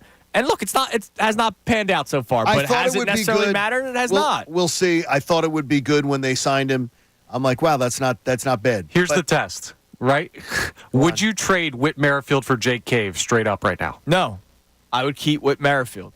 Upside, baby. And multiple positions. And actually can play multiple positions. They threw Jake Cave out into the outfield, at first base. Yeah, it's not like he was any good. John, would you make that trade? I don't. Merrifield does more. I think Merrifield can do more. Right, that's kind of where we're at, right? But he's been terrible. Yeah, he's been terrible. Yeah. Not even close. His terrible play has done nothing to negatively impact the Phillies. They're 44-19. Maybe you could say in a game or two there was a reason why they lost that game. But ultimately, big picture, 44-19, which is why one of our questions today is whether or not they deserve to not be criticized until 2 weeks before the trade deadline. By the way, I think it's Danny, and I meant to bring this up with you. I think it's Danny at the Rally House. Okay. He said, "Stop throwing Salciunas. Stop throwing shade at Matt Vierling. You make fun of Phillies fans that wanted Matt Vierling. Matt Vierling's having a nice year. Yeah, Matt Vierling stinks. Matt Vierling would be your best outfielder. Matt Vierling stinks. Well, he wouldn't be your best outfielder. He would not be your best outfielder. He would be a good outfielder on I this will team. take Nick Castellanos a million times over Matt Vierling. Okay. Not even close. Okay, I get you, and you can ride it. A 281. I had to look up his numbers because when he said it to me, he goes, "Hey, tell Tunis, love the show. Tell Tunis, though, stop doing the Matt Vierling slander." I don't remember you doing it. Is it something that you? I laughed at people. He came after me. I don't remember, because, but I don't remember the it. Vibes. You guys cried over Vierling, and what was that dude's name? That doesn't is Nick even in Maton. Major League Baseball Nick anymore. Maton. I said I was going to miss them being a part of this team. Yeah, I didn't say and they're they both MVP stunk. candidates. Matt Vierling didn't stink. Matt Vierling would whether you would do something or not, he'd be your best outfielder. Matty Carshield still has a special He's place in my 281. heart. Hitting 281, 7 home runs. But I will almost tell you 30 right now, RBIs. Nick Castellanos is a better baseball player than Matt Vierling. I don't care about his batting average on June 6th. It's not even close. Okay. And Johan Rojas, and you guys know I don't want Johan Rojas I know you don't. to be my starting center And I fielder. don't I take his understand. defense over Matt Vierling a million times over a million. Oh, I absolutely would take his defense. No question. And I want Johan Rojas. Can't believe I got a Matt Vierling And mention. I think it's Danny at the I love at Danny. the Rally House. So, No, all due and respect fans to of the Danny. show. Just saying. Well, I disagree. By the way, Rally House is moving in Exton. If you're out in the Chester County area, they're moving from one location to across the street to another location that's so they can make it one of the big ones. Oh, cool. With like a lot of space. I love So it's going to be Rally House. awesome. We love Rally It's your House. city, it's your house, it's Rally House. You know that. Shut your mouth. All right, Jason Stark was on with the best show ever yesterday. And if you're just in a good mood to hear more glowing about the Philadelphia Phillies, Jason Stark did that yesterday. We played a couple of clips this season where Stark has provided incredible stats because he's great at that kind of stuff. He's wild. The Jason Stark trivia, remember those days when he was on with Mike and Mike back in the day? I used to love that stuff. And he'd give you the quiz. And The quiz. Yeah, that it was the amazing. tease. Right, it was. And that was before, though, people had their phones be able to look up a lot of even stuff. some of the things that he gives, so it's hard to even look up. Jason Stark giving a historic record for the Phillies at home this season. Since the second week of April at home, they are 22-3, and that is crazy. Like the Golden State Warriors go 22-3. The Ohio State Buckeyes go 22-3. Baseball teams do not do that. I just started getting curious, started searching. So I went back 35 years, and in all that time, I could only find one team that beat this 22-3. That was the 2006 Twins team. That team went 23-2. But in the National League, no National League team has gone 22-3 at home since 1977. That's almost 50 years ago, right? The Phillies and the Pirates both did it that year in the middle of that epic race, but that is crazy. So the last team to do in the National League was the Phillies. Do you look at it as I always home field in baseball as being very unique because the unique dimensions. Yeah, knowing the dimensions is a big part. But of it. I'm thinking to myself, it does tell you too that the crowds have mattered. Dude, there's 39,000 people there yesterday. There's something to that. Maybe there's something more to that than I give even credit for. Well, you're walking to a ballpark that's packed, and I can only imagine. Look, the energy you feed off. Yeah, like the Phillies sucked in 2016-17. So I'm not going to say that if there were fans there, they would have been better. But I can only imagine you're Nick Williams and you're walking into what's supposed to be this incredible fan base, and there's 6 people in attendance, rightfully so, because the team sucked. But, man, imagine being this good of a baseball team, and every single day you have at least 39,000 people at your back. This is a Wednesday afternoon. School is not done for a lot of schools yet. No, it's like and this there's week pretty much 39,000 people there. It's crazy. 39,000 for a 4 o'clock first pitch. They are raking it in, and they deserve it. They do. They deserve it. Jason Stark also talked about Rob Thompson. And again, I think we talked about this 2 weeks ago, that Rob Thompson's not probably getting enough credit. We criticize him every time there's a decision that's made that does not really work out for the Phillies. But I don't think anybody gives him the credit for being maybe the leader, even though he's got a lineup that he can just pencil in. Then again, he's been dealing with a lot of injuries. He's been dealing with... No, this team hasn't been just a... This has not been easy. No, this isn't a lineup that you put in Sharpie and just come in and put in. There's been a lot of little juggling that's had to go on. Yeah, and he's been doing that, and Jason Stark talked about Rob Thompson. I think there's definitely a portion of it that comes from the manager, the way he does it, the trust he shows in people. Like when he keeps putting Nick Castellanos in the midst of a rough season in a cleanup hole and the 2-hole today, he transmits faith in humans in a way where he doesn't have to say a word and they feel it. David Dahl is in the lineup 10 minutes after he walks into the park. He feels it. So that's part of it. I mean, David Dahl just walks in. Oh, by the way, you're playing today. I mean, isn't that like the way Rob Thompson handles himself? They needed him to play, though. But the way Rob Thompson handles himself, I think, is very good for this specific locker room. Like the vibes and, I think for a very talented team, he's a brilliant guy to have calling the shots. I agree. Because honestly, I don't want to make it, and not to sound in any way condescending, but you are trying to, with this kind of lineup that you've spent this kind of money on, with this kind of star power, you want somebody who's not going to screw it up. And Joe Girardi did that. Don't screw it up. Right. And Joe Girardi did. Joe Girardi created an atmosphere where he had star players that were like sort of tense. Yeah. and not feeling comfortable. There was the story that came out that he only allowed like one song be played. Like you weren't allowed to have your own music at your locker That's before old the school. game. And by the way, that used to be That's the Yankee way. That was really very common in a lot of Okay, but he teams. was a long-time Yankee, he right? Was, and he probably tried carrying a lot of stuff over, not only as a player, but also as a manager of the Yankees. And this isn't that kind of a clubhouse. And I never understood at the time why it mattered. Right. Like why that would matter. And Alex Anthopoulos in Atlanta, he does not go into the clubhouse without an invite. Okay. From his players. He does not go into the clubhouse. He runs the team. He calls all the shots. He's everybody's boss. He'll go into his manager's office. He does not enter the clubhouse without being invited. Like it's supposed to be a sanctuary for the players. Yeah. You have to create an atmosphere where people love coming to work. That atmosphere is clearly there. The Phillies and Rob Thompson deserves a lot of credit for it. Anybody who's been in the Phillies clubhouse, and Connor can speak to this, you can hear the Phillies clubhouse before you go in it. Right. And it's not like it's a wild party. It's just you can hear the din of people like having conversations, enjoying each other's company. They're playing ping pong. They're shooting hoops. It's a fun place to be. Tim Kirkchin said it with us twice now. It's like a college locker room. It's a positive place, and it's not though.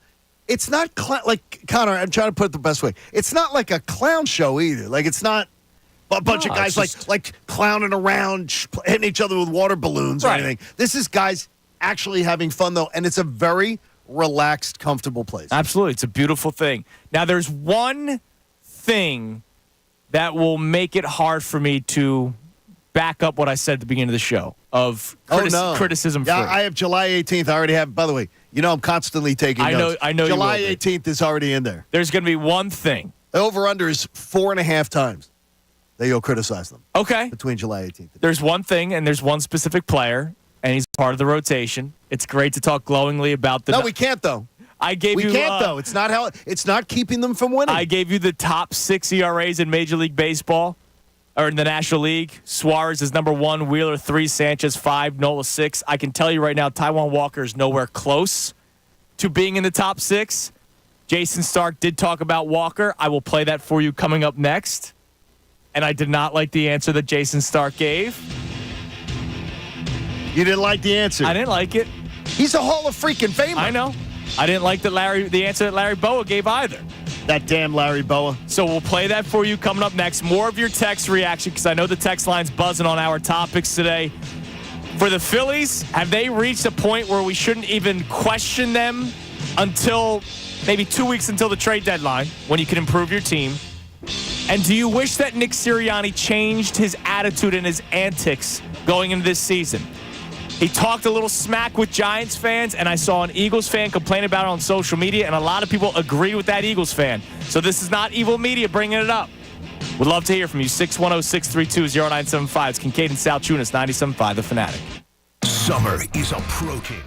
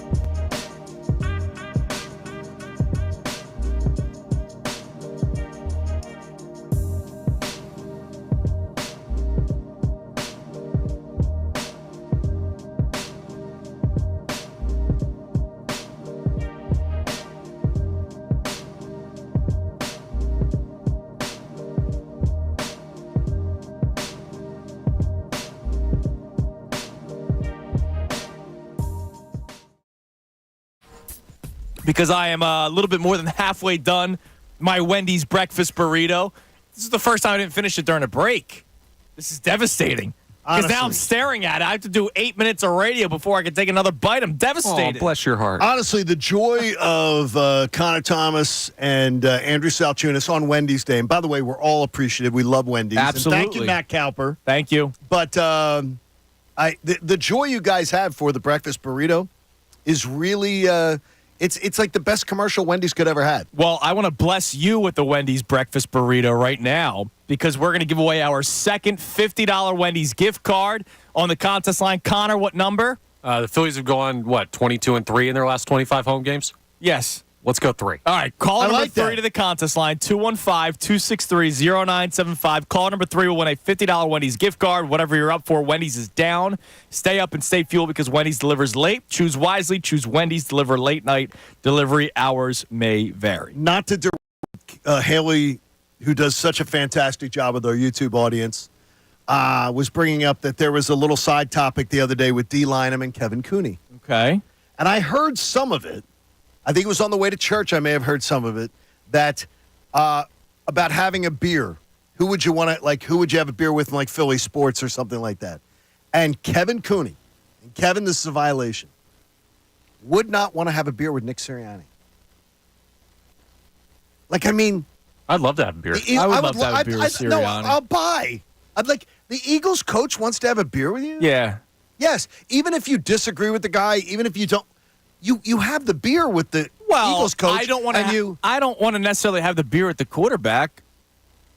I didn't want to have a beer. You wouldn't have a beer with Jalen Hurts? I wouldn't have a beer with him or Carson Wentz. They're too boring for me. Bro, I would have I would rather have a beer with Garrett Stubbs than Jalen Hurts. Well, I'm sure you'd have more fun with Yes, Garrett. But the I thing want to is, have fun, John. But the thing is, if the Eagles quarterback wanted to have a beer with you, of course you have a beer with him. Yes, you would. I would. And you get to the bottom of it. I'm not turning it down, but you're asking me one person in Philadelphia sports. we're not saying my first answer is not Jalen Hurts. No, he said he wouldn't have a beer with Nick Sirianni.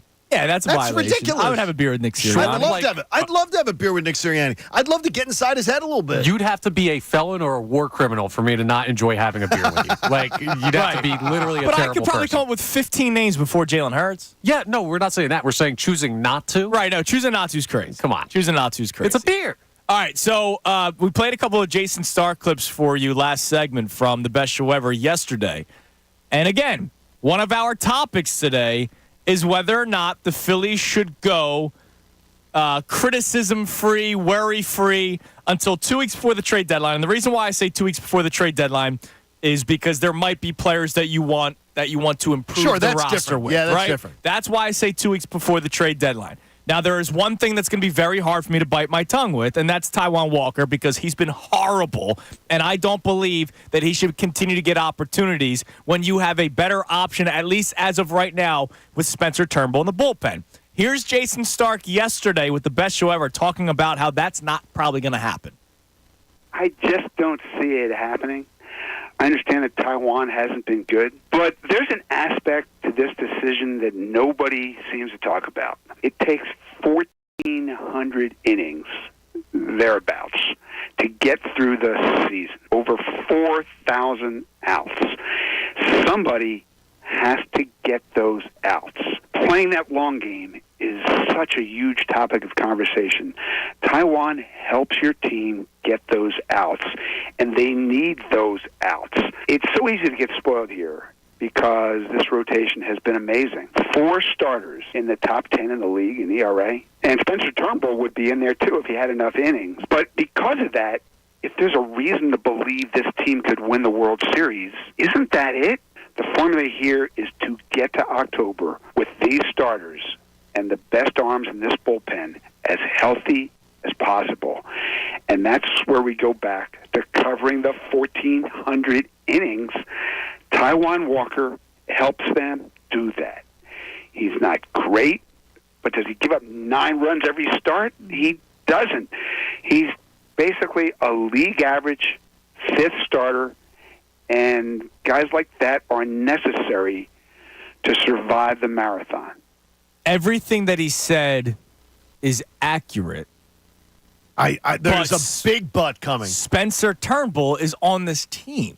Correct. So here's the deal. And the one thing I disagree with Jason Stark is the Taijuan Walker innings eater thing. Yes, he usually is, but this year he has not been. He has not reached the seventh inning once this season. Or, excuse me, he has pitched into the seventh inning twice this year, 6 1/3 in his first start against the Padres. That's when he allowed 6 earned runs. And 6 1/3 his second start against the Giants. Since then, 6 innings, 3 1/3, 4 2/3, 6 5. Like, that's not innings eater. And I've had it confirmed to me, by the way, from somebody that I consider very well connected. Spencer Turnbull has literally not said to the Phillies, you got to protect my arm, man. Right. You got to slow me down. I haven't pitched this many innings. Fans keep bringing it up. You know he hasn't pitched more than these innings. Spencer Turnbull himself has not said, you got to protect me. Well, slow me down, man. Don't protect my innings. Let's. What's the plan? You're going to burn out my arm. Yeah, he has not said that. That's not a fair way to look at it, I don't think. Why? Because Andrew Salciunas played basketball with a turned ankle, a banged up knee, his shirt soaked. You got to a rough night last Players are going to want to play. Any player that says, ball is ball, man. You got to protect my arm, I probably don't want him on this team. I get what you're saying. Like, I want Spencer Turnbull. By the way, there are players in Major League who do. That would do that. Say that. Especially because Spencer Turnbull is pitching for his baseball life. Right, he's pitching for a contract. He wants to be on the bump. He wants to take the stage. And he should, but it's on the team to protect him from himself. Yeah, but he might not be here next year. So. Here's what I complain. It goes back to the running back thing. If they're not going to be here next year, then run. I don't want to say run him into the ground, but run him into the ground. You know what I mean? And you don't do that before they've got 100 games left. Yeah, but Spencer Turnbull won't pitch in the playoffs. He's not going to be a playoff pitcher. I understand. But if he starts, how many innings is he going to throw between now and the end of the season? It'll be 100-plus innings? I don't know. We don't know. If he's in the starting rotation, he's going to throw probably like 80, 90 innings from now until October. Guys have had injuries and come back and pitched 150 innings, 170. I got you. So, I mean, this is ridiculous. All right, we start the 8 o'clock hour with a quick reset of the show. We'll get to a couple of your text messages. I still have to play this Brandon Graham audio. My bad, ladies and gentlemen. Today's headlines with Connor Thomas at 8:05. And then Andrew DiCecco from Inside the Birds will be joining us at 8:10. All still to come. It's Kincade Salciunas right here at 97.5 The Fanatic. Fanatic Sports Update. Phils have another.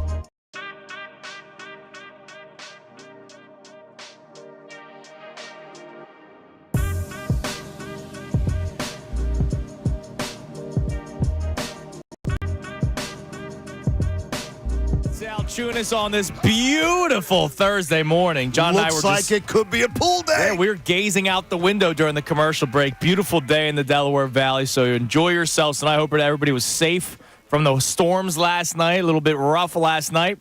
And it's 8 o'clock, so have a safe trip into work today. I like that. There were two, by the way, if you're going down the Schuylkill towards Philadelphia from King of Prussia, there were 2 trees down that were into the right lane as you're driving down. That kind of weather would do it. Pay attention. Pay attention. All right, so coming up, 8:05, today's headlines with Connor Thomas, as we do every single day at 8:05, except for Wednesday when we have Adam Schefter on.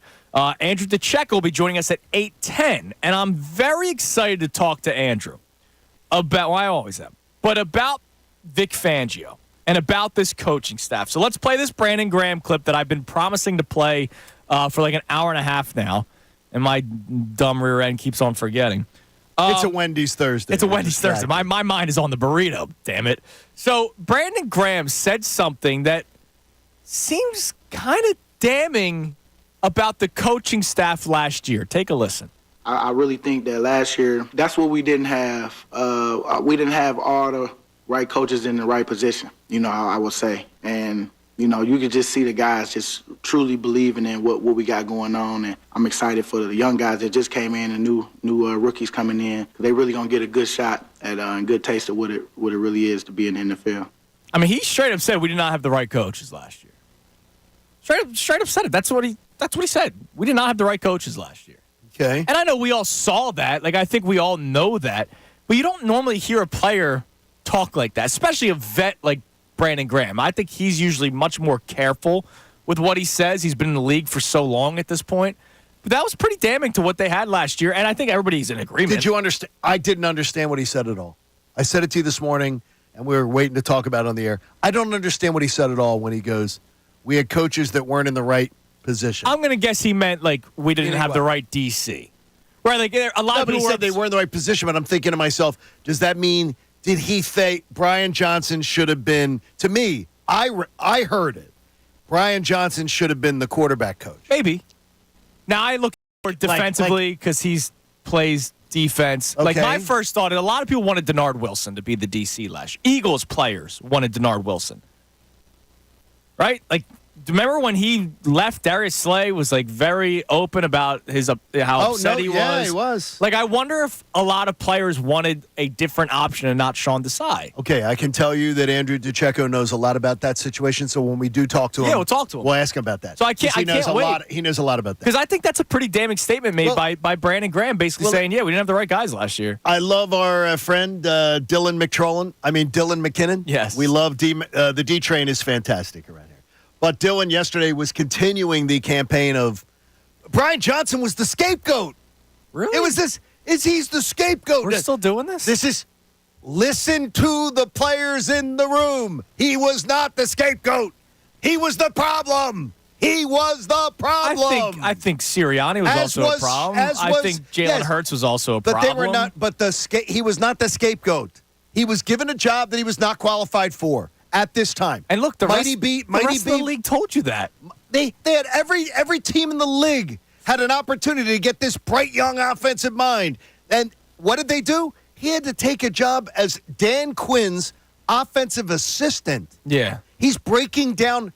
He is going to be for Coach Quinn. Now, I'm just going it by, I knew Coach Quinn when he was a head coach. I know what this position is. The idea of quality control on Dan's schedule and breaking down video, like tendencies and things like that. That's what he's doing. Is he near calling plays? Is he creating game plans? Is he doing? Brian Johnson's not a scapegoat. I mean, and Brandon Graham's just telling you that, though. We had guys that weren't in the right job. By the way, there were, the Falcons, Bills, Panthers, Bears, Bengals, Browns, Raiders, Chargers, Rams, Patriots, Saints, Eagles, Steelers, Seahawks, Bucks, Titans, Commanders all hired new offensive coordinators. Oh no, there were a lot of there were a ton of jobs. I mean, it's the idea is Brandon Graham's telling you there were problems, right? And both coordinators are the guys who were shown the door. That's why they're not here. And Nick Sirianni has not been thrown under the bus by his players, which bad coaches have that happen all the time. So we'll talk to Andrew DiCecco about this coming up in 5 minutes, but it's time now for today's headlines with Connor Thomas. Today's headlines with Connor. Hello, Connor. What's up, boys? What's up, Connor? I got some burritos stuck in my teeth, but I'm going to play through it. We're play tough through over pain. here. Yeah, man. And another guy who plays through pain is tough, does it all for Me? the Eagles. No, Oh, sorry. not you. Yes, you, but not for the Eagles. A.J. Brown. We haven't really heard a lot from A.J. Brown this offseason, but we heard something from him yesterday, and he was talking about Quinyon Mitchell, the rookie defensive back. And Yes. the relationship between those two players so far seems to be interesting. Q doesn't talk as much. Yeah, I don't think y'all know that. He doesn't really say anything. And the first words I heard from him was like, hey, that route was trash. I said, what? I said, you don't even talk and you talking trash. Yeah. And so it was funny. It was funny to hear it from him, And I told him, I said, all right, I like to see that. I want to see you step up because he's not going to be playing against me. He's going to be playing against other guys. And, I want to see him, hold his own. And I told him, I said, all right, you took the first step, but I said, now you got to back it up. You got to walk that walk. I love that. That route was trash. Good job, Rook. Good job, Rook. I love that. Yeah. And supposedly he is a quiet, understated guy. But you know what? This is another reason why. And again, I can't rip Sirianni because ultimately it's worked. They've been in the playoffs all 3 years. They got to the Super Bowl 2 years ago. This is another reason why minicamp is probably important. It sets culture. Like, relationship. That's great. Like, instead of showing up at training camp and doing all this stuff, you're doing it in June. You're doing it during OTAs. Like, I love that from A.J. Brown. I love that from Quinyon Mitchell. And I guarantee you, the next time they match up, it's on both of their minds. That little personal rivalry. Yeah. It's great. And it's great for his development. And it's great that A.J. Brown creates that kind of atmosphere. It's absolutely great for his development. And that he creates that kind of atmosphere. Yeah. That A.J. Brown's like, okay, Rook, okay. Because some receivers probably won't be as friendly kind I'll or show, friendly I'll or show cool. you. Yeah, exactly. All right, what's next, Connor? Now, we've had this game show mentioned in headlines, I think, twice already. Really? Since the start of the show. It's a very popular one. It's Jeopardy. Every once in a while, there will be a sports category, and every once in a while, the contestants will all look like they have no idea what they're talking about. This one kind of hurts, though, because there was a Phillies question on Jeopardy, and it did not go well. 21st Century Sports 400. In 2007, this National League squad became the first team with 10,000 losses. In 2008, they won the World Series behind Cole Hamels and Ryan Howard. Christina. Who are the Chicago Cubs? No, I'm sorry. It's a good guess, but it's the Phillies. I totally understood her guess. Yeah. For somebody who doesn't watch sports, because let's face it, a lot of the Jeopardy contestants don't watch sports. The trigger was, wow, look how bad they are, and they won. Right. And so someone thought Cubs. The historic gap between the World Series. That kind of it makes sense. Yeah, but they don't know the big piece. Yeah, they could. Have you seen the Jeopardy contestants? The young and the dateless is what I call it in my house. Listen, man. It is. I mean, seriously. Man. It's there's people. They probably have freaky parties together. No. Dude, you don't think the Jeopardy contestants have freaky parties? No, I think some of them couldn't get lucky in a women's prison with a fistful of pardons. Freaky parties. No. Dude, they're all geniuses. They probably They probably have a good time giving out stats and facts. Yeah, well, they should know who won the World Series in 2008 then. You're going to remember everything else. I think those Jeopardy... they're saying, boy, how come Kincade knows none of the geography questions? Right, exactly. I think those Jeopardy contestants, I think they have freaky parties. Really? Yeah. I'm glad we got that out of that. I do not. All right, last one before we get to Andrew DiCecco. A replay of something you guys asked earlier on the Eagles head coach. And then when it comes to Nick Sirianni, do you wish he, I don't know, do you want to say matured? I don't know the terminology you want to use. He's a mature man. I don't think he's immature. But do you wish he would hold himself differently? So I got to say, there is part of me with the Saquon comments that we played a couple times that kind of respects it. Because we talk about, hey, you got to be the same person whether things are going good or things are going bad. I don't think things are going good for Nick Sirianni right now. And I don't think he's under any kind of like false impression that they are going good. He hears everything. Yeah, but I mean during the season when they're losing games and he either looks like a deer in the headlights or he's yelling at his linebackers coach or whatever. Or getting into it with Devontae Smith. Right. And his receivers. Part of me hears him do that now when everybody knows he's on the hot seat. And I'm like, okay, this is kind of just the guy he is. You know what?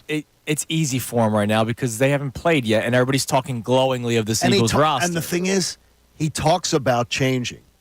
He does. He himself has talked about it. I'm not going to hold my breath. And again, if you're just tuning in, you're wondering why we're bringing this up. We're not just bringing this up to try to cause stirring. Sure. There was a tweet from a guy named Jamal yesterday that said, I was low-key hoping Nick chilled out on this kind of stuff this year. And that was in response to Nick Sirianni jawing with Giants fans. And a lot of people supported Jamal's tweet, not the evil media. I don't blame them. And no, neither do I. I get it. It's just this. He keeps talking about changing his sort of, and then he doesn't. No. And we're entering another season, and he may be the same person. So our question for you today at 610-632-0975, along with our Phillies topics that we've had for you, do you wish that Nick Sirianni would change his personality heading into 2024? Your first glimpse of Sirianni at the podium, he didn't. And with his Phillies hat on. Oh, I don't care about that. No, Why does that bother you so much? Why does that? Okay. It's not. Hold on. We're going to talk to Andrew DiCecco. I don't want to make him wait. I don't know why that bothers you so much. Mm-hmm. Let's head to the Comcast Business Hotline. Every day in business is a big day. Let Comcast Business help you move forward with what's next. From Inside the Birds and also here at 97.5 The Fanatic, the great Andrew DiCecco joins us. Andrew, what's going on, man? Good morning. Hey, good morning, guys. How's everybody? Doing all right, buddy. We're doing great. Let's start off with the Sirianni conversation that we were just having before we brought you on. So it was actually an Eagles fan that tweeted out a complaint. It had nothing to do with sports radio people trying to stir the pot. I saw an Eagles fan complaining about Sirianni, saying, I wish he chilled out on that kind of stuff this year. When he was asked about his relationship with Giants fans, and he said, oh, well, we got your best player. Nah. Does Sirianni need to change in your mind, Andrew, when he himself has said he needs to be better on the sideline, which is what he said at the end of the season last year? Well, I think to a degree it's something you need to be mindful of, but I think a quality about Nick Sirianni that makes him such an endearing entity to his players is that level of authenticity. Now, you don't want to be the coach that's yelling on the sideline if you're not delivering wins, right? But I think you got to let Nick be who he is and not really drastically change one way or the other. He's always going to be that way. He's not necessarily going to change on the field. He's always going to get after players, but there's a certain aspect to him and an element that I think endears himself to his players because he's such an authentic presence. That is such an important point to follow up on. He endears himself to his players. There was a lot of chatter last year from people on the internet who aren't in that clubhouse, and you and I had this conversation many times off air. He did not lose the team last year. He's still very well respected, but can you explain to people some of the reasons why?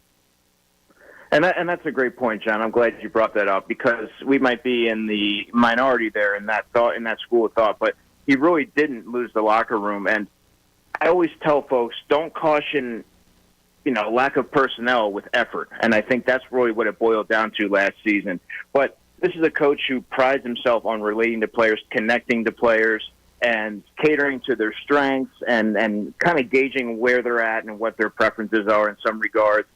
And there's a level of respect there, I think. And when you hear players like Fletcher Cox or Jason Kelsey, obviously they're no longer here, but on their way out, they praise them. You hear a lot of the younger players, and they like what he brings to the table. I just think that his skill set and what he brings, it really translates to the entire roster. And that's something that I think is taken for granted a little bit when everyone looks at Nick Sirianni under a microscope. But there's a lot of things that he does well, and that's certainly one of them. Do you think some of the players roll their eyes at some of the stuff he says or does? And I think the one moment we all bring up is the Super Bowl when he's barking at the Chiefs sideline, and Jalen Hurts is grabbing his arm and bringing it down.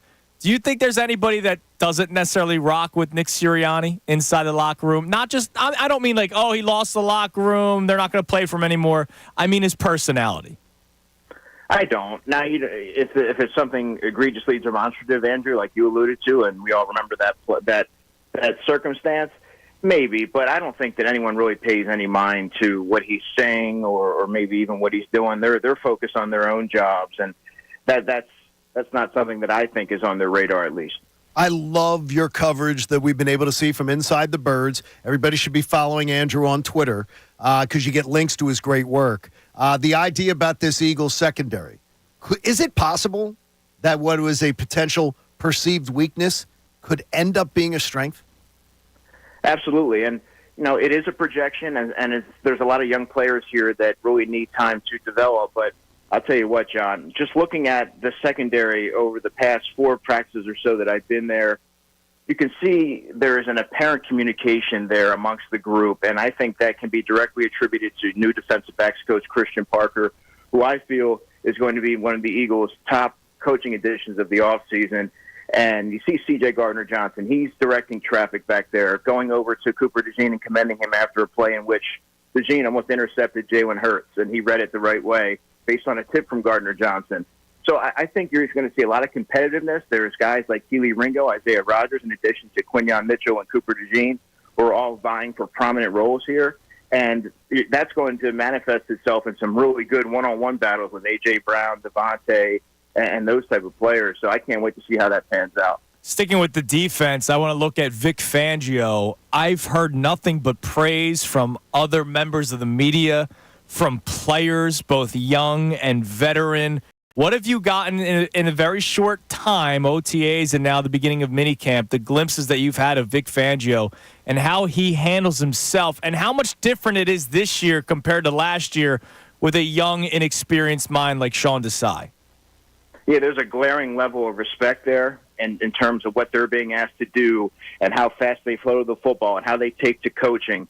You hear a lot about his old school mentality and how a lot of the players right now in May and early June, they love that. But you're seeing the hustle, the buy-in, and I think when you see results like the Eagles are swarming to the football, they're getting after it. When you see those type of results, it's easy to go into training camp already fully bought in because what you're seeing, what you're being asked to do right now is translating into productive plays. The idea that this Eagles team, you wrote the other day at Inside the Birds, and I've heard you talk about it on the special the other night. The idea that it may take time, though. This thing is not going to be as good in September as November. Is that what you're sort of projecting? Yeah, I'm glad you brought that up because expecting the quarterback and the offense, everyone to get on the same page and hit the ground running with a revamped offense, which is largely going to be the case here, and not have any hiccups or growing pains. That's just not realistic. It's going to take time. It may take a few weeks, but I really do think that when you're reconstructing the offense, but you have the pieces in place, and that's something that should ease the minds of some who maybe are reading some of the stuff or have some concern about the direction of the offense. It's not going to happen overnight. When you're asking your quarterback to do a multitude of different things that he's maybe not as fluent in doing, then that's going to take some time. But that's why these mini camps are so important, John, to really get the acclimation process out of the way and work on some of those things over these 6 weeks until training camp, so you're not really wasting any of the early portion of training camp with these tutorials. Of these position battles, right guard, middle linebacker, one of the outside corner spots, and then also safety, now that James Bradbury's been thrown into the mix. Who's been standing out of those of those position battles? I know it's very early on. Who do you think's got the edge so far? And I would love for you to talk about McKai Becton as a part of this because it seems like he's getting a lot of praise too. Yeah, those were the two position battles I wanted to highlight. So let's look at the cornerback spot. To me, I've been most impressed with Keely Ringo. He's just a patient player. He's noticeably more confident than he was last summer, and he trusts his technique. And he's had some really good reps against A.J. Brown, who's a top 3 receiver in the NFL. So if you're able to hold your own and have some tough reps there and fight for the football, I mean, I think that there's something to be said for that. And he also went step for step with John Ross, who obviously has world-class speed. So to me, Ringo is somebody that I want to see how he's able to acquit himself when the pads come on. Isaiah Rodgers, there's a lot that's been made about his arrival, and we got to see it manifest on the field. He's a very quick, fluid, smart player. He's around the football an awful lot, got some first-team work, got some second-team work. And then the rookies, Quinyon Mitchell and Cooper DeJean, I really think that both of those guys have done a really good job in processing what's being thrown at them and translating it onto the field and making some plays on the football. But Keely Ringo is the guy that I'm looking at as we move towards training camp. And then, Andrew, you mentioned McKai Becton, and that's not really a surprise that I'm seeing him play some guard because, Jeff Mosher reported that right shortly after he was signed. But he looks pretty comfortable there. And he's a big guy, and you wonder how that's going to translate inside, but he has a lot of power. He's athletic, and I think if you're Jeff Stalin, you want to find a way to get your most talented 5 onto the field. Yeah, great stuff, Andrew. We appreciate it, man. We'll be following you as mini camp continues. Before you know it, it'll be training camp. Before you know it, the Eagles will be taking on the Packers week 1 in Sao Paulo. Can't wait. Lots to be excited about. Thank you, brother. Thank you, as always. There's Andrew DiCecco on the Comcast Business Hotline from Inside the Birds. Yeah, a lot of McKai Becton love coming from the reporters and some of his teammates. There's a lot to love about his talent. He hasn't reached his potential in the NFL. Maybe Jeff Stoutland's the guy to get it out of him. Stoutland, and also maybe it's more of a guard. Like, we'll see. Like, it didn't work out at tackle. Right, exactly. Maybe it works out at guard. Who knows? I mean, there's been a lot of Becton love from a lot of people. Brandon Brooks part 2. No, they said that about Tyler Steen, right? Well, maybe you got 2 Brandon Brooks. Maybe we have 2 Brandon Brooks. I'll take more Brandon Brooks. That'd be great. All right, coming up next, we react to more of what Andrew DiCecco had to say. Quick reset of the show and your text messages, because I know we got a bunch of them. Kevin Nagani will be joining us at 9 o'clock, by the way, all right here at Kincade Salciunas, 97.5 The Fanatic. Fanatic Sports Update. Nolan. I'm Connor Thompson.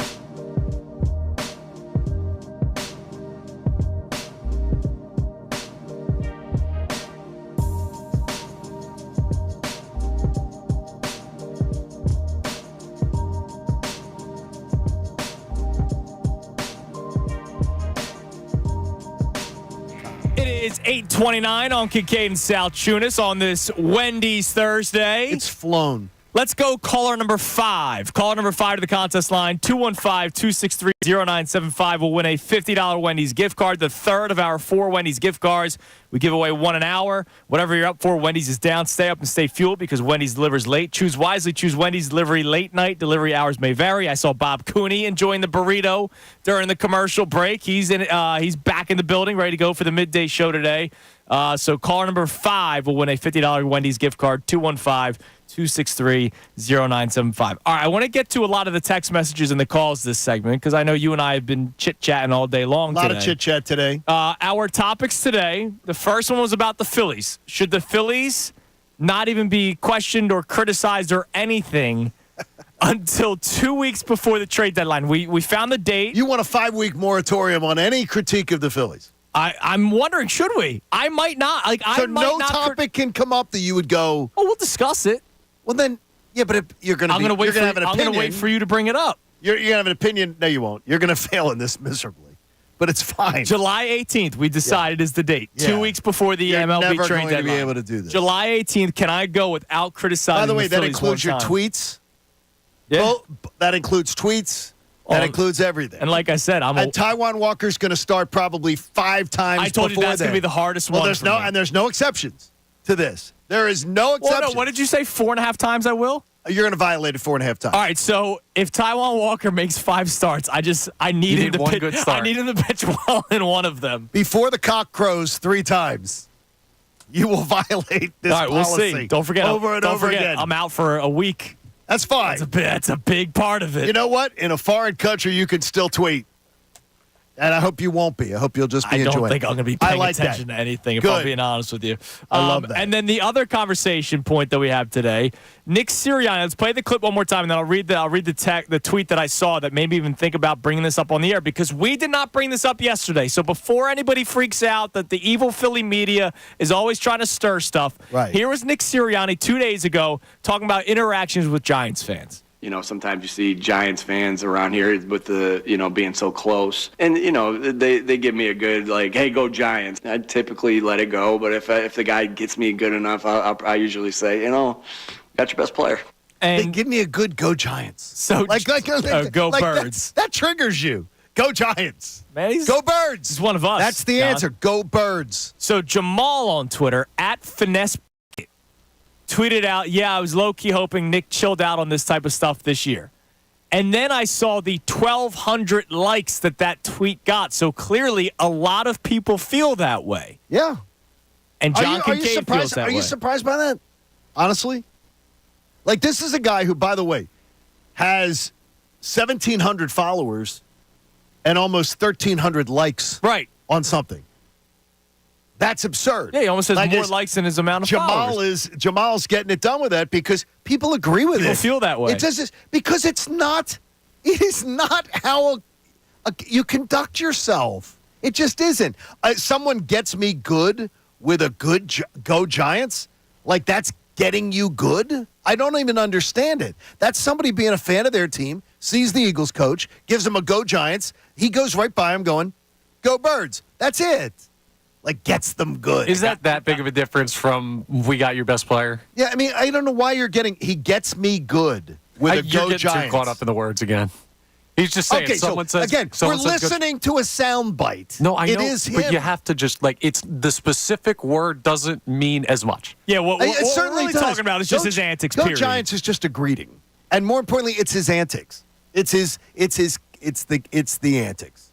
It's the I'm going to be front and center when things are going well, and I'm going to be absolutely a huddled mess chewing my nails when things are going I hope that he's poorly. not, and I hope that he learned from that. Because I hope that too. Because I don't mind his antics on the sideline. I don't mind him having a personality. I don't mind the camera, looking at the camera, nodding his head, smacking the rear ends of his players. The camera. I don't mind him doing that kind of stuff. What I minded was when things started going poorly, he was no longer the same guy that he was. And I go back to that Michael Jordan clip that I love from The Last Dance where, you find out the real guy when it's easy to talk smack when you're up. It is. You're crazy if you talk smack when you're down or you're tied. Be consistent If you're that guy, then be consistent. Be accountable when things are going poorly. Be the guy that is front and center. And to me, I just am shocked by that because he has spoken on it. By the way, it's being brought up to us, too. This is numerous times in this offseason. I don't remember numerous times, but numerous times he brought up, I got to do some things differently. I got to be different. Yes. I got to do that stuff. It seems same guyish to me. But I'm still going to give him the benefit. I'm going to give him a clean slate, benefit of the doubt, because why? I've seen 3 straight playoff series, despite the fact that 2 of those years, things were not going well. I'm still going to say I remember all the crappy years and how many franchises would love to go to the playoffs 3 years in a row. All right, what do we have on the text line there, Connor? Mick from Havertown checks in and says, Nick is drawing at a rival. Who gives a hoot? Buddy Ryan would do the same, and we'd love it. Let Nick be Nick. Yeah, but Buddy Ryan didn't win, so... Well, and Buddy Ryan did not win a damn thing. I think that's beside the point. Why is it beside the point? Because they're not talking about Buddy Ryan's ability to coach. They're saying the personality of Buddy Ryan was loved. People like the personality. And Nick Sirianni's personality is not loved right now by some. And it is weird because, like the Buddy Ryan thing, you guys didn't live it. I'm still to this day. People love it. Man. It might be my number one. If I was to say the greatest mystery in Philly sports, the team was all talk because of Buddy, all talk, all bravado, and in the biggest moments, that team came up so small. By the way, not just Buddy, his players came up so small, and some great players in Eagles history came up really small. Right, and it's beloved. Like that era was beloved by people. And I'll still never get it. Let me ask you something, John, then we'll get to some more texts and our calls as well. Sure. You said that you're not surprised that people wanted Nick to change. Yeah, I'm not surprised. Like I'm not surprised that a tweet like that gets 1,300 likes. I think the prevailing opinion by most people is they don't want their coach to be like that. I think people honestly, I did not think people really have that big of a deal with especially that clip. Like that clip bothers me. It's the idea. It doesn't bother me at all. I think he's maybe the best way to put it is he worries about things that obviously he concerns himself. You get annoyed about the pandering thing. I just wonder he's wearing a Phillies hat, John. Okay, it's fine. It's fine. You can do you can and you. But you took a jab. I'm not telling you not to like it. I'm telling you that we're wondering what a valid reason to not like it is. He worries about stuff like that. He put on a hat. John, I don't think he... And the shirt that he's going to wear the next day, and the next thing. I don't think he's not coming up with a play because he's more focused on his the next day. Okay, what I'm going to say to you is when we've needed him to step up and be the head coach of the team... It was because of his hats and his T-shirts? What I'm saying to you is he finds time to worry about other stuff, and it's images... John, everything to him. We get stuff sent to us all the time. We do. I'm sure somebody just sends him here, wear this cool Brandon Graham shirt I made, and he probably throws it on, and it takes him 5 seconds. That's fine. I don't think he's Gabe Kapler on the TikTok. You saw the Gabe Kapler TikTok videos? I am not trying to convince you to feel differently. I'm just telling you is the numbers will show you there just in a random thing.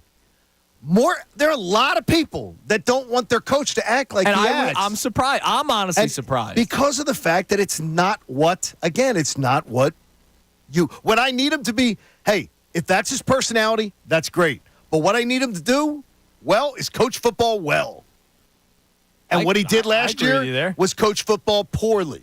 So the little stuff doesn't matter when you're winning. When you're top of your game. Bill Belichick got criticized for dressing like a homeless man. You've heard that with him. Yes. Like his hoodies and his cutoff shirts. But they kept on winning. And look at nobody. It became the thing because he was that guy. Right. He is the man. All right, so Sirianni's that guy. No, he's not. Because he doesn't have the success. Well, the little stuff then doesn't matter. All that matters is that people point to it when you're losing, and it doesn't make a difference. You forgot something, Connor, to say to you. The little stuff doesn't matter to you. Obviously, to a lot of people, it does. Nobody cares he's wearing a Phillies hat. But the other stuff, the actions that he does matter during a game. And the reason people get mad at it during a press conference is they don't see him learning. It has nothing to do with the T-shirt or the hat. It has to do with what you see on the field, and then it's a self-fulfilling prophecy that people think the other stuff matters. What it basically comes down to is people would love a coach to do this if that coach wins. If that coach wins. And when you can do whatever you want if you win. If this coach wins, and again, this coach wins, that there was, and I saw this town abuse who was going to go down, I do believe, is the greatest coach of all time in Andy Reid. Right. Yeah. And he was constantly under abuse for almost his entire tenure. For doing what? The opposite of Nick Sirianni? Yes, because they didn't like this, or that they didn't like that he was gruff. So it's the same or thing. Or they didn't like that he was dismissed. Yeah, it doesn't matter who it is. No, but when he won, it wasn't accepted. It was critiqued. He was vilified. He was picked apart. He still won, and it was still picked apart. He was vilified after the fact because he never got one. Connor, like Jalen Hurts. Connor, with all due respect, you are wrong on this. You are wrong on this. Okay, I think you're wrong, with all due respect. He was vilified while it was going on. During his tenure. He was not vilified after the fact. Well, he was vilified every single year for the time is yours. And people picked on every little thing about Andy Reid. Let's do this. Let's do a current guy. People don't like Jalen Hurts because he shows no emotion. They loved him when he was winning. So what? Now we want people to show emotion, but not show emotion. We just want people to win. Again, I disagree, though, because as I've said to you, I think Jalen Hurts gets a bit of a, and you've said it too. I think he does. I think he gets a bit of a free pass. I think he does. I think Jalen Hurts gets a very soft coverage from people. All right, soft critique from people. Let's get more on this. We'd love to hear from you. 610-632-0975. We'll be joined by Kevin Nagandi coming up at 9 o'clock. But before that, more of your texts and more of your calls. Our Phillies topic still on the table, but also with the Eagles. Do you wish that Nick Sirianni would change a little bit? It first came up because of an Eagles fan that put out a tweet. We didn't just bring this up. We're not just stirring the pot. But clearly, John, you do wish that he would. And then you read the response from people. There was a lot of response that agreed with Jamal, the guy that put out the original tweet. So let's talk about it. It's Kincade and Salciunas. More of your texts and calls next. 97.5 The Fanatic. Now, around the bases with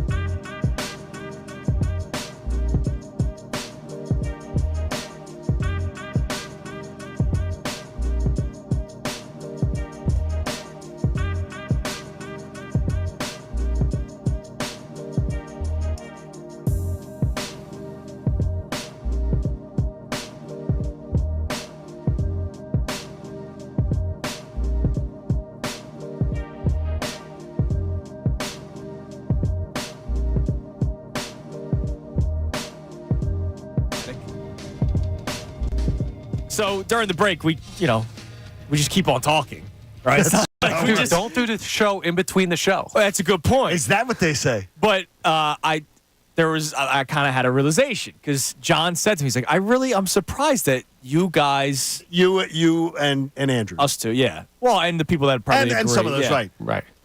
That you guys aren't bothered by the Sirianni antics or the comments and stuff. And I kind of had a realization. I looked at John. I said, I don't think Nick Sirianni's a bad coach because of his antics. That's the thing. I am bothered by it, but it's weird because you guys are both like, you're both out on him, and I'm totally in on him. Yeah, but I find it seems like almost like I find more. But here's the thing: I wanted him fired after last season, not because he would nod his head at the camera. Right. I wanted him fired after last season because he watched the collapse happen, did not have an answer. I don't think handled himself correctly. Never took control of the offense when the offense was clearly sputtering. He let Brian Johnson completely drown. You've made the airplane reference multiple times. The pilot collapse. Is there anybody on board that can fly a plane? Nick Sirianni can, but he sat in 11C and ate his pretzels. Right, exactly. Like, you have made that reference. Like, that's the stuff that bothers me. Not wearing a Phillies hat, not wearing a Flyers hat. Thing is, though, it's so far down my evaluation process of Sirianni. But when somebody tells me, I need to be better at this, I need to be better at that, I need to be more under control with my emotions. By the way, too, people now sending me DMs going, here, he said it here, he said it here. No, he did. He did. And he's not. So when you tell me that you're going to do something, just do it. Just do it. Okay. Like you've told me you're going to work on something, you've told me you're going to be better at it, then just at that point, I'm trying to support you. I am trying to be the biggest thing. Then the things you say you're going to fix, just fix them and then move on. Because I do believe the player support, as I had Andrew DiCecco make sure that he said it, the player support of him is still strong. It is. He'd be gone. He would have been gone. If he didn't have player he would have been gone. Yeah, John, I think it's just sometimes you want to fry every fish. And sometimes you can't. You're right. Those are things he needs to work on. But ultimately, the biggest thing to focus on with Sirianni to people like Andrew and I think, is just he's not that good of a football coach, in our opinion. Sure. And I can't be concerned about what he says when what he does is so poor for the team. If what you say is not what you do, I immediately lose respect for you. I got you. If you're telling me, if you take the time to tell me I really need to work on this, right. I really need to work on that, you're not and you wrong. never show improvement in it. But I think this is such a what am I believing you? Toward the bottom of list of worries. As I said, but it's down my list too. I know, and I'm still a supporter. I'm a guy. I want him to succeed. Well, and I want him to succeed too. And by the way, I think he is going to. I don't know if I want to say wildly succeed, but I think he is going to succeed this year in a big way. I think the team will succeed, and I think it's all because of Kellen Moore. Let's go to Ray in Princeton. Ray, you're on 97.5 The Fanatic. Yo, what's up, Johnny the K? Hey, man, I think you should listen a little bit more closely to that clip because you're putting words in Coach Nick's mouth, and it's not really respectful. What is it? He says that when someone gives him a go Giants. No. Let's hear it. Let's stay on the line, Ray. Let's hear it. Okay, let's hear it again. For someone who may not have heard it, let's hear it. Sometimes you see Giants fans around here with the, being so close. And, they give me a good, hey, go Giants. I typically let it go, but if the guy gets me good enough, I usually say, got your best player. They give me a good go Giants. I didn't miss No. Listen, you want to play it again? No, we just played when it. When they give me a go Giants, I usually shrug it off. Okay, whatever. But when he gets me good. But when they get me really good, meeting with something else, maybe he says something else. Ray, you know what you got to do? People are just an example. People are a-holes on social media all the time, especially if you've got you're sitting in a job. You're sitting in it. Yeah, baloney. I'll take your word. You're sitting in a job and you go, all right, you get these people that are faceless, blindless eggs, and they'll say the nastiest things to you. You can either go back at them or you can ignore them. Yeah, but you're not answering you're not responding to my point, John. You're putting words in Nick's mouth. That doesn't put words in his mouth. I don't understand. Yeah, Andrew. You're misinterpreting his whole. I don't think he's misinterpreting it, Ray. And I'm not putting words in his mouth. No, I think he is. Play it again. No, we've already played it enough. We appreciate the call, Ray. We played it like 5 times. He did say in the clip when somebody gets me good. With a go Giants. I think Ray was caught on to the triggered because you said at one point he gets triggered. No, I mean I just don't like it's you got people that, especially in today's day and age, when you've got people that will literally live their lives to hide out behind a keyboard. Yeah, I don't think they will say that interaction's not even happening on social media. That interaction's just happening. I'm sure Sirianni's walking the Jersey Shore. There's a lot of New York fans at the Jersey Shore. As Go-Go Bird says on our YouTube feed, and Haley found it for us, says, I don't care about Nick doing any of that. As long as he lets Kellen and Vic do the cooking, he doesn't care. And that is where Go-Go Birds and I are in complete agreement. And that's why I'm excited about what can happen this season. All right, coming up next, we'll get into all of our topics today with a great Philadelphian from ESPN, Kevin Negandhi, who joins us every Thursday at 9 o'clock. So Kevin joins us next. We'll reset the show. More of your texts, more of your calls, a whole lot more. 610-632-0975, by the way, if you do want to climb in on the text line of the phone lines. Kincade Salciunas. Kevin Negandhi next, right here, 97.5 The Fanatic. Fanatic Sports Update. Phil's the final.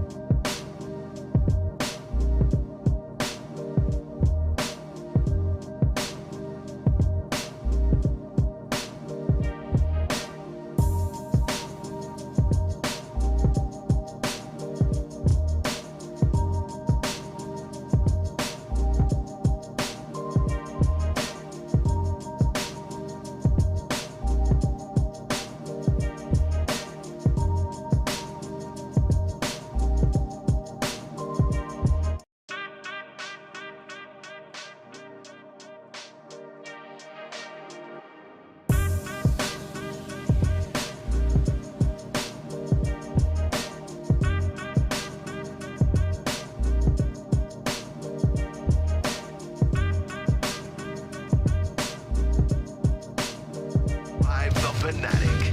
It is 9 o'clock on this Thursday morning. Kincade and Salciunas. Hope you had a nice, safe drive into work. And I hope your day is kick-ass, man. Oh, I just hope you have a good day. It's a good beautiful. Thursday. It is beautiful outside. We're so close to the week. I know Thursdays are Bob Cooney's favorite days of the week, right? So I know. is? Yeah, so I know Bob's happy. Today, I'm a happy guy today. Why not Friday? Well, he doesn't work on Friday, so that He gets to work Friday. Hey, I think he takes it next level. I think it's smart. He does. He plans out his vacation time during the summer very well. He's smart. All right, let's head to the Comcast Business Hotline. Every day in business is a big day. Let Comcast Business help you move forward with what's next from ESPN. Always love our conversations with him on Thursday mornings from ESPN. The great Kevin Agani joins us. Kevin, good morning.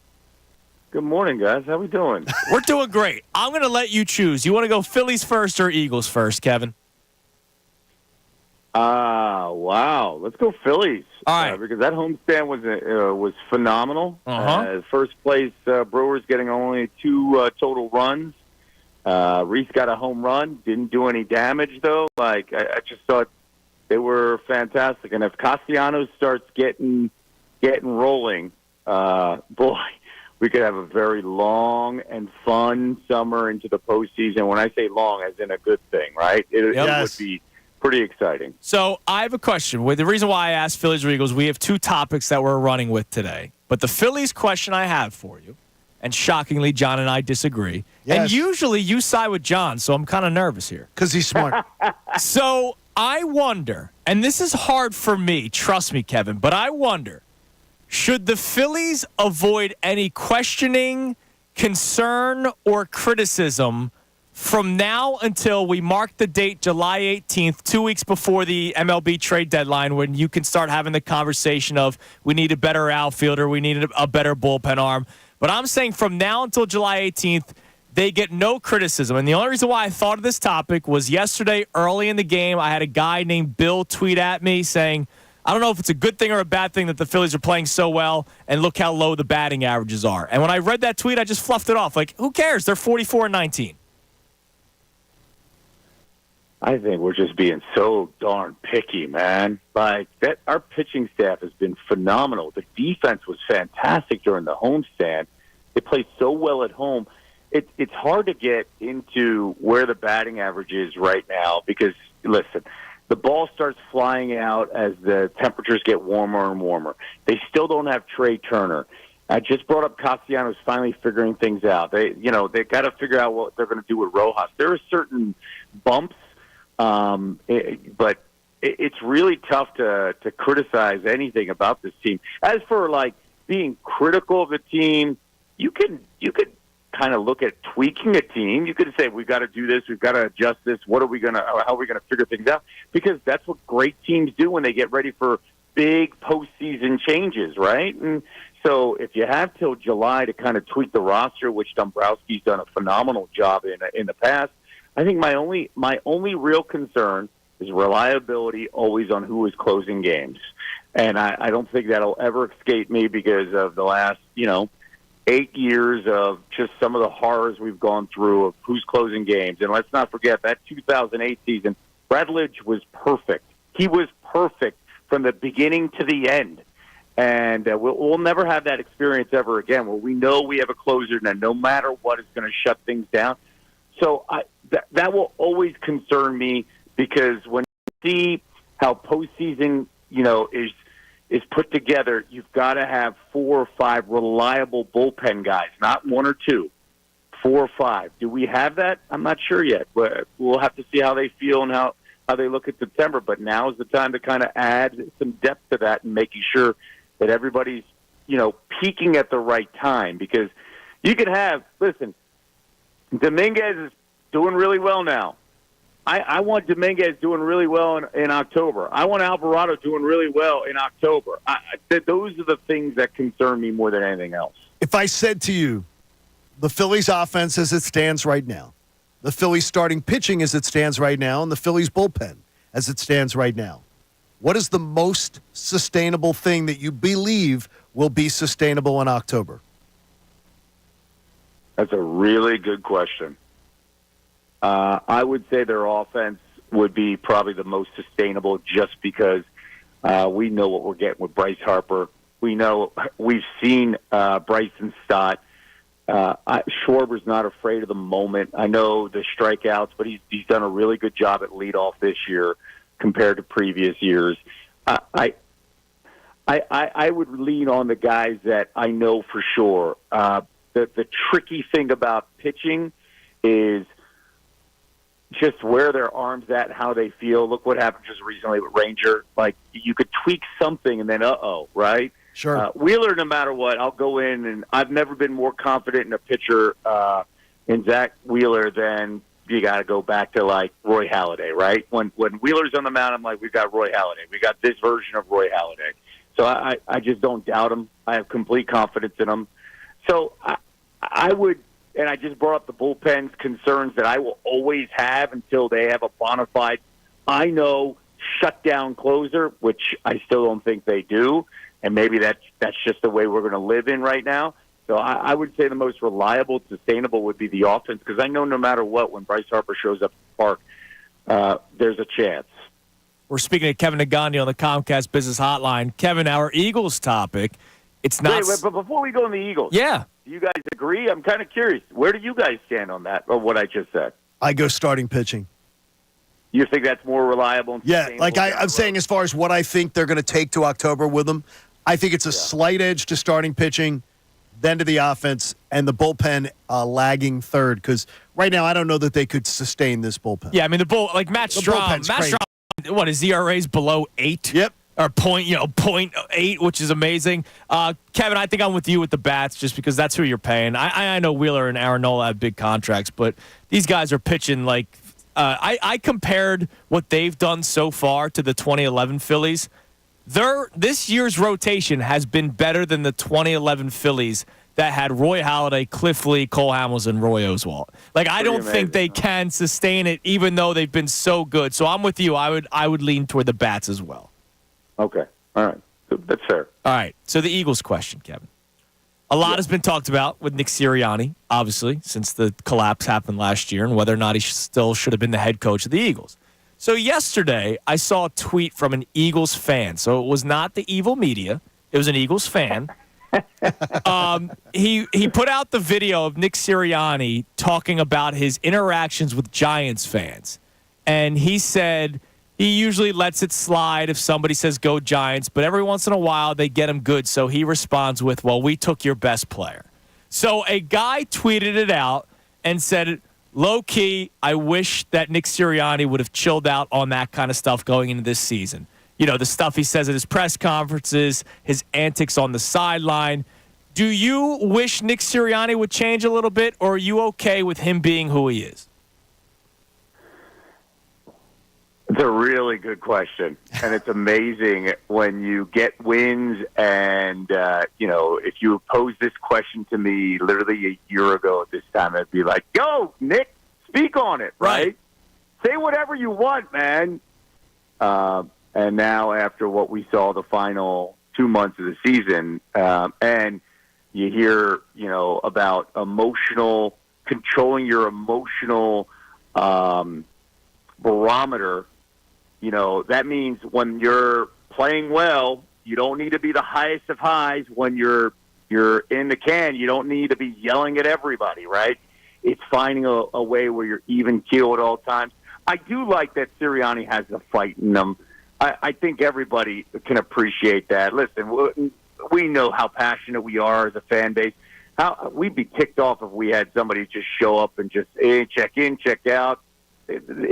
Look how we felt about Gabe Kapler, right? Like, it was like, give us something, please. Come on. Stop looking in the mirror. So I think that there's a fine line in finding out, right? But it's the timing of it, just coming off the way they came off. But I don't think anybody's going to have an issue if Sirianni can back it up. And right now, it's like, okay, where's your emotional barometer when you're in the middle of a losing streak? You can't just pop off on the sidelines. You've got to stay even keel at all times. Yeah, that's my biggest beef with him, Kevin. Like, I'm in favor of him celebrating with his players when things are going well. Like, I have no problem with him when things are going great.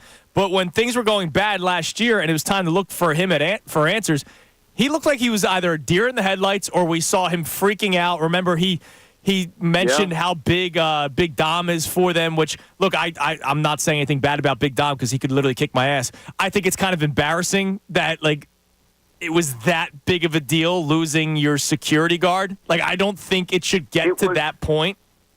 It was revealing.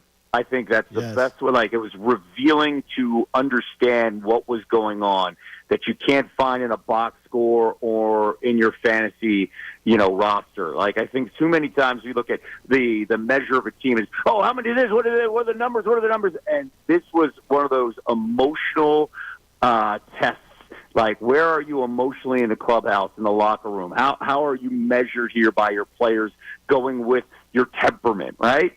And right now, as we saw last year, and we're hearing players talk, like, there was a failure there. And for him to be openly admitting it, like, I do appreciate his transparency, but I don't know. It's all about the timing of when he's making the comments, right? Right. But I wouldn't want him to back down. We don't want to meet Nick Sirianni. We just want, I think, a Sirianni that knows when to pop off, how to pop off, and at the same time, it's June. Sure. So when you say all this stuff, Nick, don't be falling apart against the Giants like they did late in the season when all they had to do was get a W to kind of figure things out. If I was to say to you as a generational Philly fan, because when I talk to Andrew and Connor sometimes, I think that they've experienced a different level of understanding this fan base. Does it ever shock you how we treat I referenced back this morning to how the Philly fan base treated Andy Reid for the vast majority of his tenure. And I don't think he ever was appreciated for the greatness that he was to the level that he should have been. And I look at, have you seen it, where generationally this fan base has significantly changed? Yeah. So then with that comparison, how do you think this fan base, like with Andrew's kind of generation, well, I think people are like, I can't believe that a guy, if Andy Reid did what Nick Sirianni did, Andy Reid was putting excellent year, and fans were vilifying him from week to week. There were fans who wanted him gone. I think there's a lot of people, there's a lot more grace, and I'm not saying it's a bad thing. Yeah, but there seems like there's a hell of a lot more grace in this fan base than there ever was. But at the same time, even though they've been to the playoffs 3 times, Kevin, I'm sitting next to John today, and John complains about him wearing a Phillies hat because he thinks he's pandering. No, I do. I don't think he is. I know he panders. Okay, then I know why he panders. It bothers you. From the day he arrived, when he was telling us how big a Villanova basketball fan he is, and how big it bothers you. Yeah, I just don't. I don't know it. You put it as bothering. I don't like it. There's a difference. Well, it's so funny that you bring it up the way you bring it up, and how you guys got into this discussion with the Phillies hat. Because when I saw the Phillies hat, I felt that pandering in the first year with Nick. And now when I see it and I saw him wear the Phillies hat, I was like, this is who he is. This is no more pandering. This is how Nick communicates, and this is who he is. And if this is who he is, that's okay then. He's being genuine to himself. And that's all we could ask for, right? Just if you're a jerk or if you're a cool dude, just be who you are. I think that's what drives Philly fans crazy. If you're acting like somebody you're not. So I think that's who he is. I used to get on Matt. I used to get on Matt Ryan for wearing the Braves hat early in his career. I would say, "I know you're a Phillies fan. I know you're a big Phillies fan." But he was pandering to the locals. I mean, it's what people will do. Totally. And listen, I think there was some controversy with Devontae Smith at one point, right? Jalen Hurts wore an Astros hat and got destroyed for it. Destroyed. So, like, he was staying true to himself. So there's a fine line of what is real, what isn't real. As for the grace that we're showing, you're right, because we were really harsh on him. We were terrible. We were extremely harsh on him. I think for any coach staying a decade or more in the NFL in one place, it's time to move on if you don't have a title or two, because it's like, hey, we need somebody to take us to the next step. But then we saw the massive drop-off, and then we saw Doug, and then, So I think Eagles fans are just like, we want to be relevant. We want to still be dominant within the division, and then see what happens, right? I think, You get used to dominating the Giants. You get used to how Andy did what Andy did. And then you're just like, the frustration that we can never win it. We can never win it. We can never win it. And, there's another thing to this, too. John, it helps that the Eagles won a Super Bowl. Yes. That angst helps a little bit. It changed me forever. Because, listen, there was no grace for Doc Rivers. Fair or not. There's that Sixers buildup, right, that still carries over that we saw with the Eagles year after year after year, no matter what, right? So I think there's a grace period after you win the Super Bowl or if you go to a championship and you win that it's okay, right? Because it changes, I think, organization-wise to organization-wise with the expectations that we have.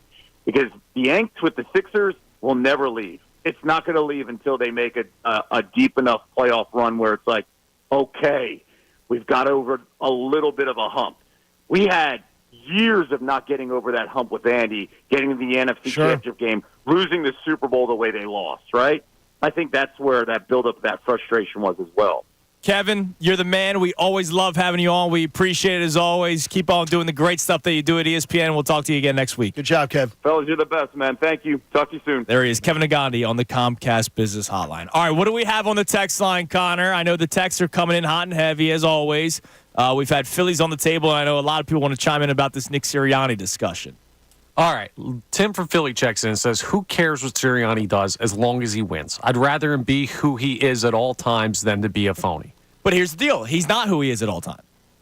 Because when they were losing last year, he was not his same rah-rah, fired-up self. He looked like he was beaten down. He looked like he wasn't sleeping. He looked morbid. Right. So you can't say that. I don't have a problem with what he said about the Giants fan interactions. I really don't. It doesn't bother me in the slightest. But what does bother me is when things are going great and you're celebrating, that's awesome. When things are going bad and you have no answers for me, and you have he himself has pointed out to having to control. I don't think it says to me that screams style over substance. Could when you don't have answers and you're all about all the other things that you put into your persona and who you are and how authentic you are. When your push comes to shove and you got to do your job, that tells me you've got the style, but you don't have the substance. And that's why, to me, these actions don't matter to me. Because I just don't know if he's a good coach. It has nothing to do with his actions. It's weird how we fall in this. It's just a really strange topic for the three of us because we were like, and I'm his supporter. You're his supporter, yeah. I wanted him fired. And on this, I don't like it. All right, what else do we have, Connor? Anthony from Delco checks in and says, we can't win. We cheer for opponents, and we complain. We talk trash to opponents, and we complain. Who cares? Let him be. Who's talking trash to opponents?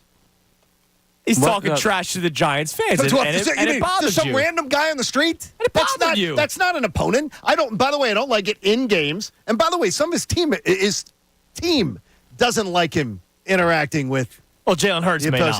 Well, it may be one guy. That's what I'm saying. That's not the same thing. It's not even nearly the same thing. Some rando guy that you cross paths with. Who texted that? Seriously. Anthony from Delco. Good job. Love you, Anthony. Though you also still shouldn't root for opponents.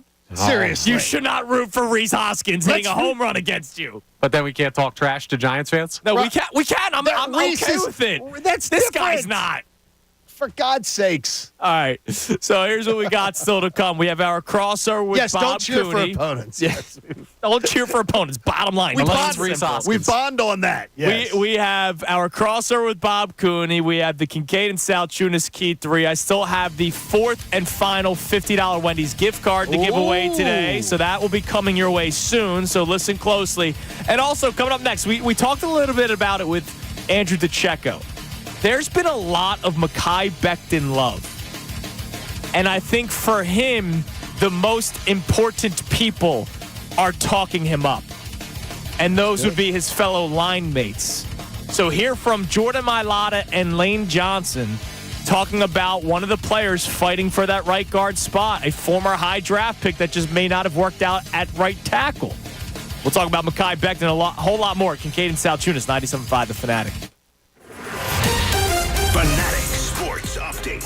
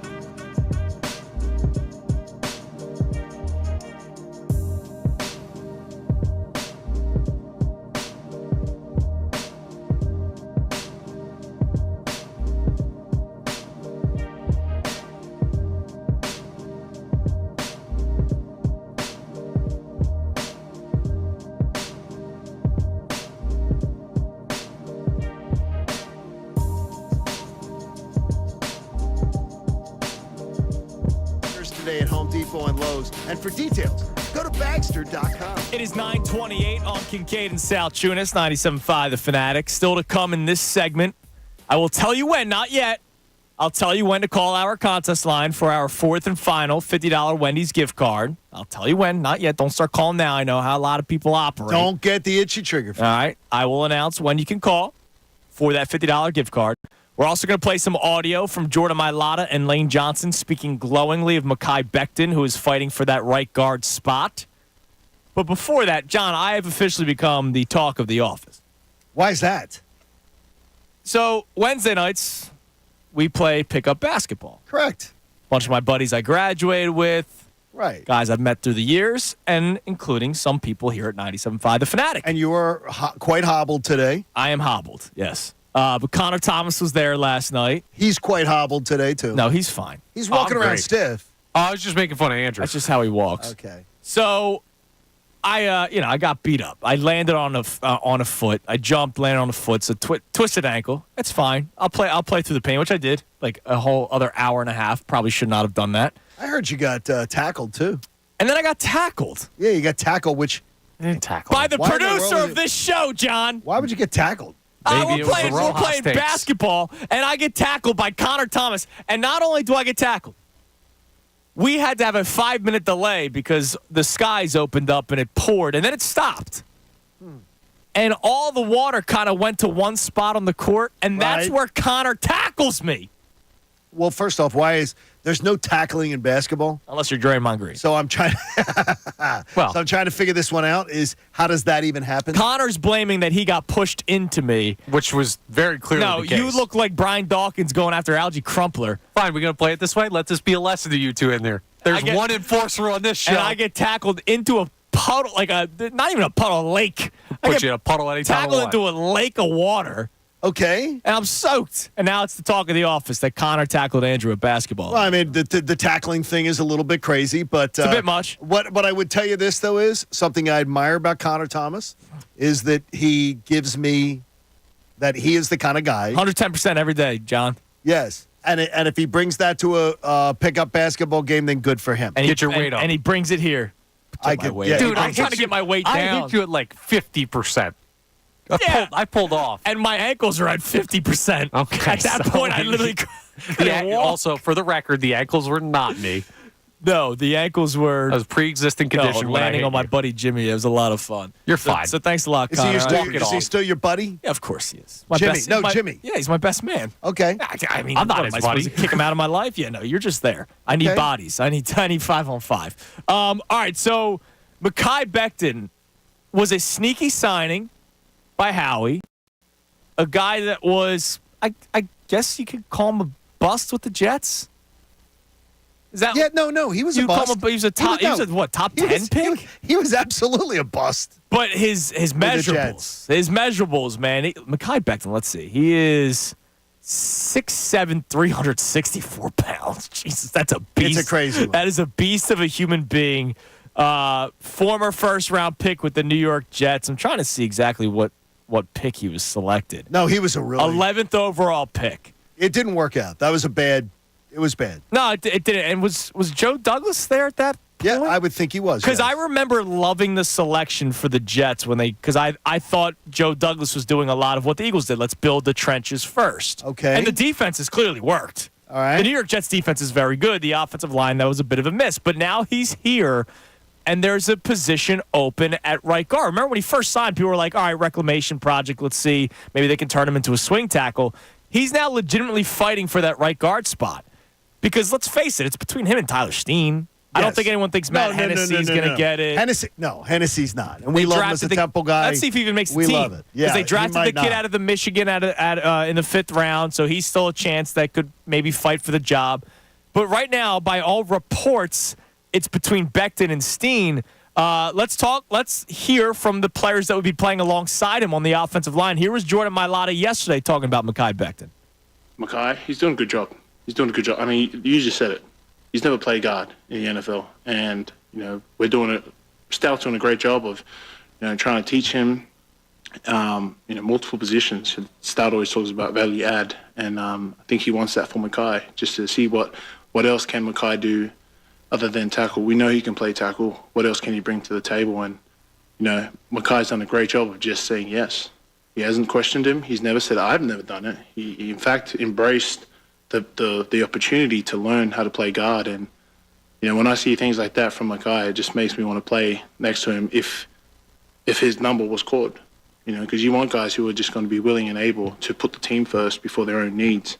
I think McKai does a great job of doing that. I love you, Jordan Mailata, by the way. I love the idea that you are so bought into the development of a player. Yes. Of a guy that they recognize the talent and are like, let's be welcoming. Let's create an atmosphere where we're so positive about this. This Eagles team's done a good job of it with young players, but that's a veteran guy who they picked up off, in a bagster. Right. And tons of talent coming out. And if there's anybody who could make it work, I absolutely believe it's not only a Jeff Stoutland, but it's all the guys in that room. Yeah.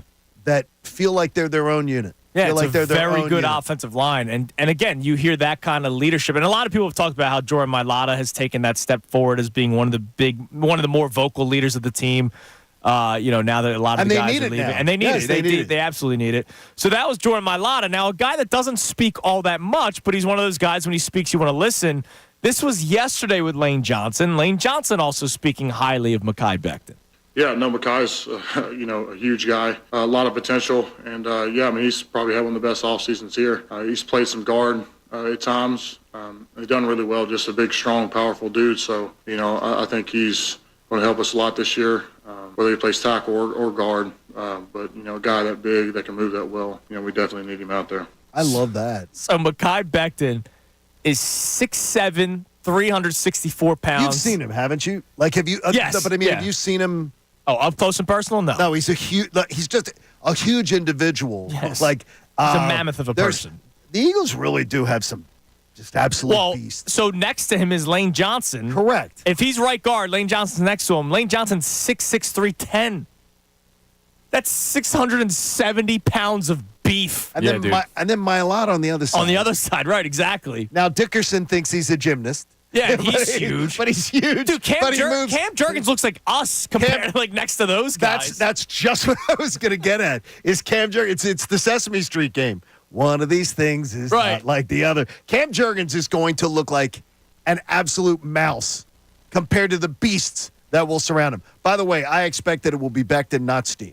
You think so? Yes. I think that they when they're speaking this glowingly of him, the guys that would be on the line with him. And that's not me doubting Steen because I still like that pick and think it'll be fine. But I got a feeling that Becton's going to find a way to work in there and get this done. A lot of good raving reviews from a lot of different people, including our own Andrew DiCecco. And the reporters are speaking highly of him. That he has done a great job. And again, you've mentioned the Stalin thing a few times now. Like it's not he's not just learning during an off-season program. Like he's learning with Jeff Stalin, who is considered as one of the best offensive line coaches in the NFL. And I think if Stalin had his way, he would absolutely lose first with the more veteran guy than the youngster. Might be true. That would be my mind. Yeah. At the developmental process, he like you're going. They call it Stalin University for a reason. Yeah. You come in, you matriculate through, and you learn it. And I think that's also just the Eagles' thought process. We saw it 2 years ago when they brought in Ndamukong Suh and Linval Joseph. It was just like those guys took over for Jordan Davis, even if he could have played because they trust the veteran. But great point. And when you have high expectations, right? Yeah, absolutely. As an organization, you have high expectations. And that's why one of my things that, again, I don't defend Nick Sirianni willy-nilly. I know you don't. All right? One of the things I defended him for last year when people were ripping him for not playing the younger players, when did you want him to? I get it. Like, you want to see if you have something in Nolan Smith. He was your second your first-round picks. I think it was absolute malpractice. The way they handled Nolan Smith. Yes, because they ran Hassan Reddick and Josh Sweat into the ground by also not playing Nolan Smith. I totally understand. But if it's a third down, like I'd rather have Reddick and Sweat on the field than Nolan Smith. You were absolutely a 10-1 football team. And you did not find ways to get him on the field. Right. They should have gotten him on the field. It was just not good. It wasn't good. I mean, that was a mishandling of the situation by Nick. Like, I don't play, they played Julio Jones over Britton Covey. Like, good. Like, no, you should do. Like, you have Super Bowl expectations. Yeah, but I don't agree with the defensive end position. And the way he handled it. Fair I think they handled it very poorly. But maybe they didn't think that highly of Nolan Smith. Maybe they were telling you how they thought about Nolan Smith. But they're telling you now how highly they think of him. Well, I think that was a PR tour. No, but I think Howie told you. I think if Howie didn't believe Nolan Smith was going to hit, like right now, if he didn't think he was going to hit this year and he's going to be a contributor, I don't think he lets Hassan Reddick go. Unless Hassan Reddick was a problem and they needed it. And we're already seeing that so far with the Jets. And it might be. And by the way, you're seeing that now in Jets coverage. Right. And still, people are like, what are you hearing about this? Still somewhat conjecture. I just don't want it to turn into like he reports to training camp on time and then is the great teammate and has like 14 sacks and we look like idiots. No. But nobody's wanting that to happen with him. But there's fair conjecture that maybe there was more to that, and that's why they moved on. Could be. By the way, I just saw. Oh, this was from yesterday. I'm sorry. Adam Schefter put out a story yesterday. Zach Martin is now already vocalizing that this might be the final season of his career. Another very talented player for the Cowboys. We've talked about the contract issues that they have, and now one of their better offensive linemen might be retiring after this season. Could be. Look, it could be dark days in Dallas ahead, man. It could be, and that's why I said. The reason that I'm so confident on the Eagles is because I think the Giants are a team that hasn't figured anything out. I think the Commanders are a team that I think will be ascending. I do think they're going to be an ascending club. I think the Commanders' ascension may pass the Cowboys on the escalator, where the Eagles have just been more stable. Yeah, stable. This year, you think? I think that the Commanders will be an ascending team. And I think that the Cowboys will be a descending. And I think that the Giants have figured nothing out. I think those are all fair assessments. I think those are fair assessments. I got to tell you this. The one thing is, it's that we would call him Coach Bro, Dan Quinn. And Dan is like, yo, bro, here's my T-shirts. Here's my T-shirt slogans. But he's creates, like Rob Thompson. He's the Rob Thompson of the NFL. He creates an incredible environment that players love to go for work and players sounds love like to play. Nick Sirianni too.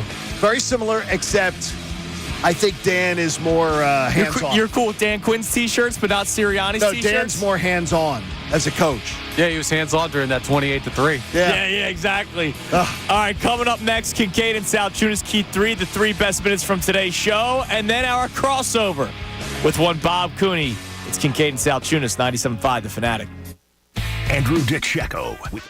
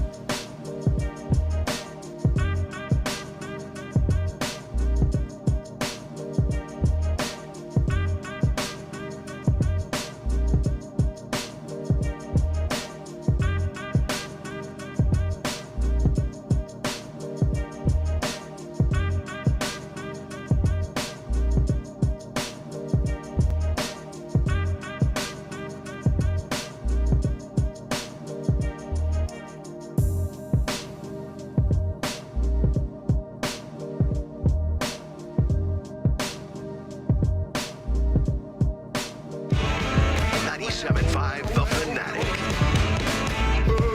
It is 9:46 on Kincade and Salciunas, 97.5 The Fanatic on this beautiful Thursday morning. Tomorrow, a Fanatic Friday.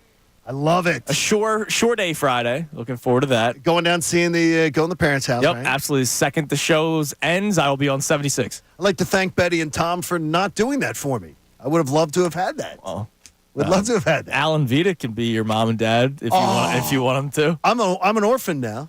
Yeah, you want them to be your. I'm an orphan now. They can adopt you. You could be my older brother. Wow. That'd be nice. I'd beat you up, though. That'd be nice. You would not be beating me up. That'd be nice. All right, it's time now for the Kincade and Salciunas Key 3. Now, the Kincade and Salciunas Key 3. Today's best. Man, I think from now until the trade deadline, you should not have any conversation that has any sort of negative spin on it about the Phillies. I disagree. I would completely disagree. But I get this, is that I see that as a positive. Okay. Like Bryson Stott not hitting where we expect him to hit. Nick Castellanos not expecting where we expect him to hit. And you're 44 and freaking 19. Yeah. So to me, I look at those negatives as positive. Okay. In the long run. I think not discussing or saying everything's great, nothing to be concerned with, there's nothing to question is a dangerous strategy with anything in life. I know it is. Anything and in you life. know me. I know you. I point out things. I am critical of things, even when things are going well. But you said trade deadline. You're telling me July? Yeah. July is full of pothole potential. It is going to be a constant, as I told you. There are 3 mini gauntlets that the Phillies have. Right. And the month of July includes 6 series against playoff competition where we're going to see how they do in those 6 series. But what they've done is they've taken the stress off. Absolutely. But I absolutely would not in any way sign up for it. We should just be happy boys till August 1st. We should just be not pointing out anything that concerns us or any issues this team has. Because, again, I completely disagree with that, as things don't matter until they matter. And then when it comes to Nick Sirianni, do you wish he, I don't know, do you want to say matured? I don't know the terminology you want to use. And I don't think he's immature. But do you wish he would hold himself differently? Yes. I do. I mean, it's just... I don't really care. And the thing is that I am a fan of... You are. I wanted Nick Sirianni back. I don't believe Nick Sirianni was... Because one thing I always do in this job over the years, I trust what the locker room leaders are saying as far as everybody who's in there. The guys who are in there on a daily basis. Nick Sirianni wasn't taking stray bullets. And that tends to be something that always happens. Right. Every coach I've ever seen lose a locker room or whatever, he didn't lose that locker room at all. So to me, that tells me the problems were elsewhere. From ESPN, the great Kevin Agani joins us. Kevin, good morning. I think we're just being so darn picky, man. Our pitching staff has been phenomenal. The defense was fantastic during the homestand. They played so well at home. It's hard to get into where the batting average is right now because, listen, the ball starts flying out as the temperatures get warmer and warmer. They still don't have Trey Turner.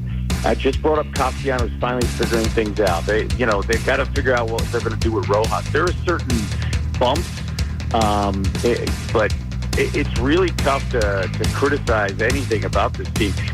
Like being critical of a team, you could kind of look at tweaking a team. You could say we've got to do this, we've got to adjust this. How are we going to figure things out? Because that's what great teams do when they get ready for big postseason changes, right? And so if you have till July to kind of tweak the roster, which Dombrowski's done a phenomenal job in the past, I think my only real concern is reliability always on who is closing games. From Inside the Birds and also here at 97.5 The Fanatic, the great Andrew DiCecco joins us. Andrew, what's going on, man? Good morning. You don't want to be the coach that's yelling on the sideline if you're not delivering wins, right? But I think that you got to let Nick be who he is and not really drastically change one way or the other. He's always going to be that way. He's not necessarily going to change on the field. He's always going to get after players, but there's a certain aspect to him and an element that I think endears himself to his players because he's such an authentic presence. Because I bring it up when it's not good. Alec Boehm, the defense this series was great. Spectacular. Yeah. I mean, it was above great. And that's another little bullet in the gun that this team's got to knock teams off. The defense played in that series was tremendous. Alvarado the other night on Monday night with the save with the scoop. Yeah. I mean, it was fantastic to watch that series. That was beautiful baseball. All right, that was the Kincade and Salciunas Key 3. Now, before I even ask what's going on with Bobby's show today, Bob, do our job for us. What number to the contest line? That'd be number 5. Call number 5 to the contest line, 215-263-0975.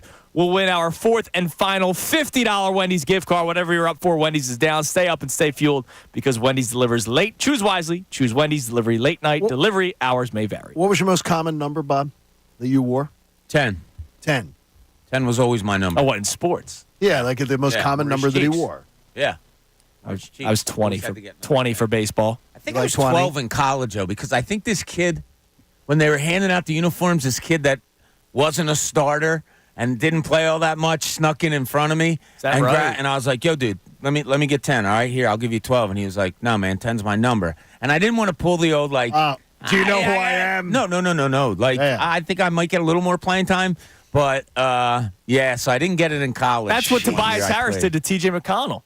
What? TJ's changed number like all but TJ's had, 3 numbers? Yeah, I think TJ was 12, and then Tobias Harris came and was probably like, yeah, I'm going to play more than you. Did he buy it from him? I don't know. Because usually there is a purchase. There usually gave him a crumble cookie. Yeah. Usually there there's cases of beer thrown around or something like that, but video games. But, so today we're going to talk to Keith Pompey at 12 o'clock. We're also, I use this word because I hate it. I'm efforting to, after the news this morning that this college coach might go into the NBA. Yes. I'm efforting a former college coach that was often rumored to be maybe wanting to be asked to go to the NBA. I brought his name up in response to Dan Hurley if it's getting the same hired. person or not. So I'm going to guess we'll see what's going on there. But, fun day today. Amy's going to be with us all day today. So what did you make of that hiring?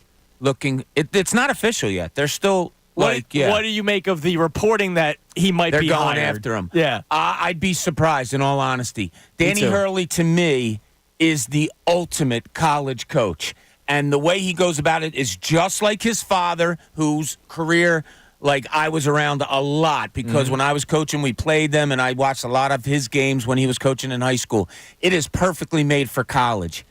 I don't know if that translates that's to what the I said NBA. to John. I think LeBron's gone. I just don't. If he's hired. Like Amy just said to me, can you yell at grown adults?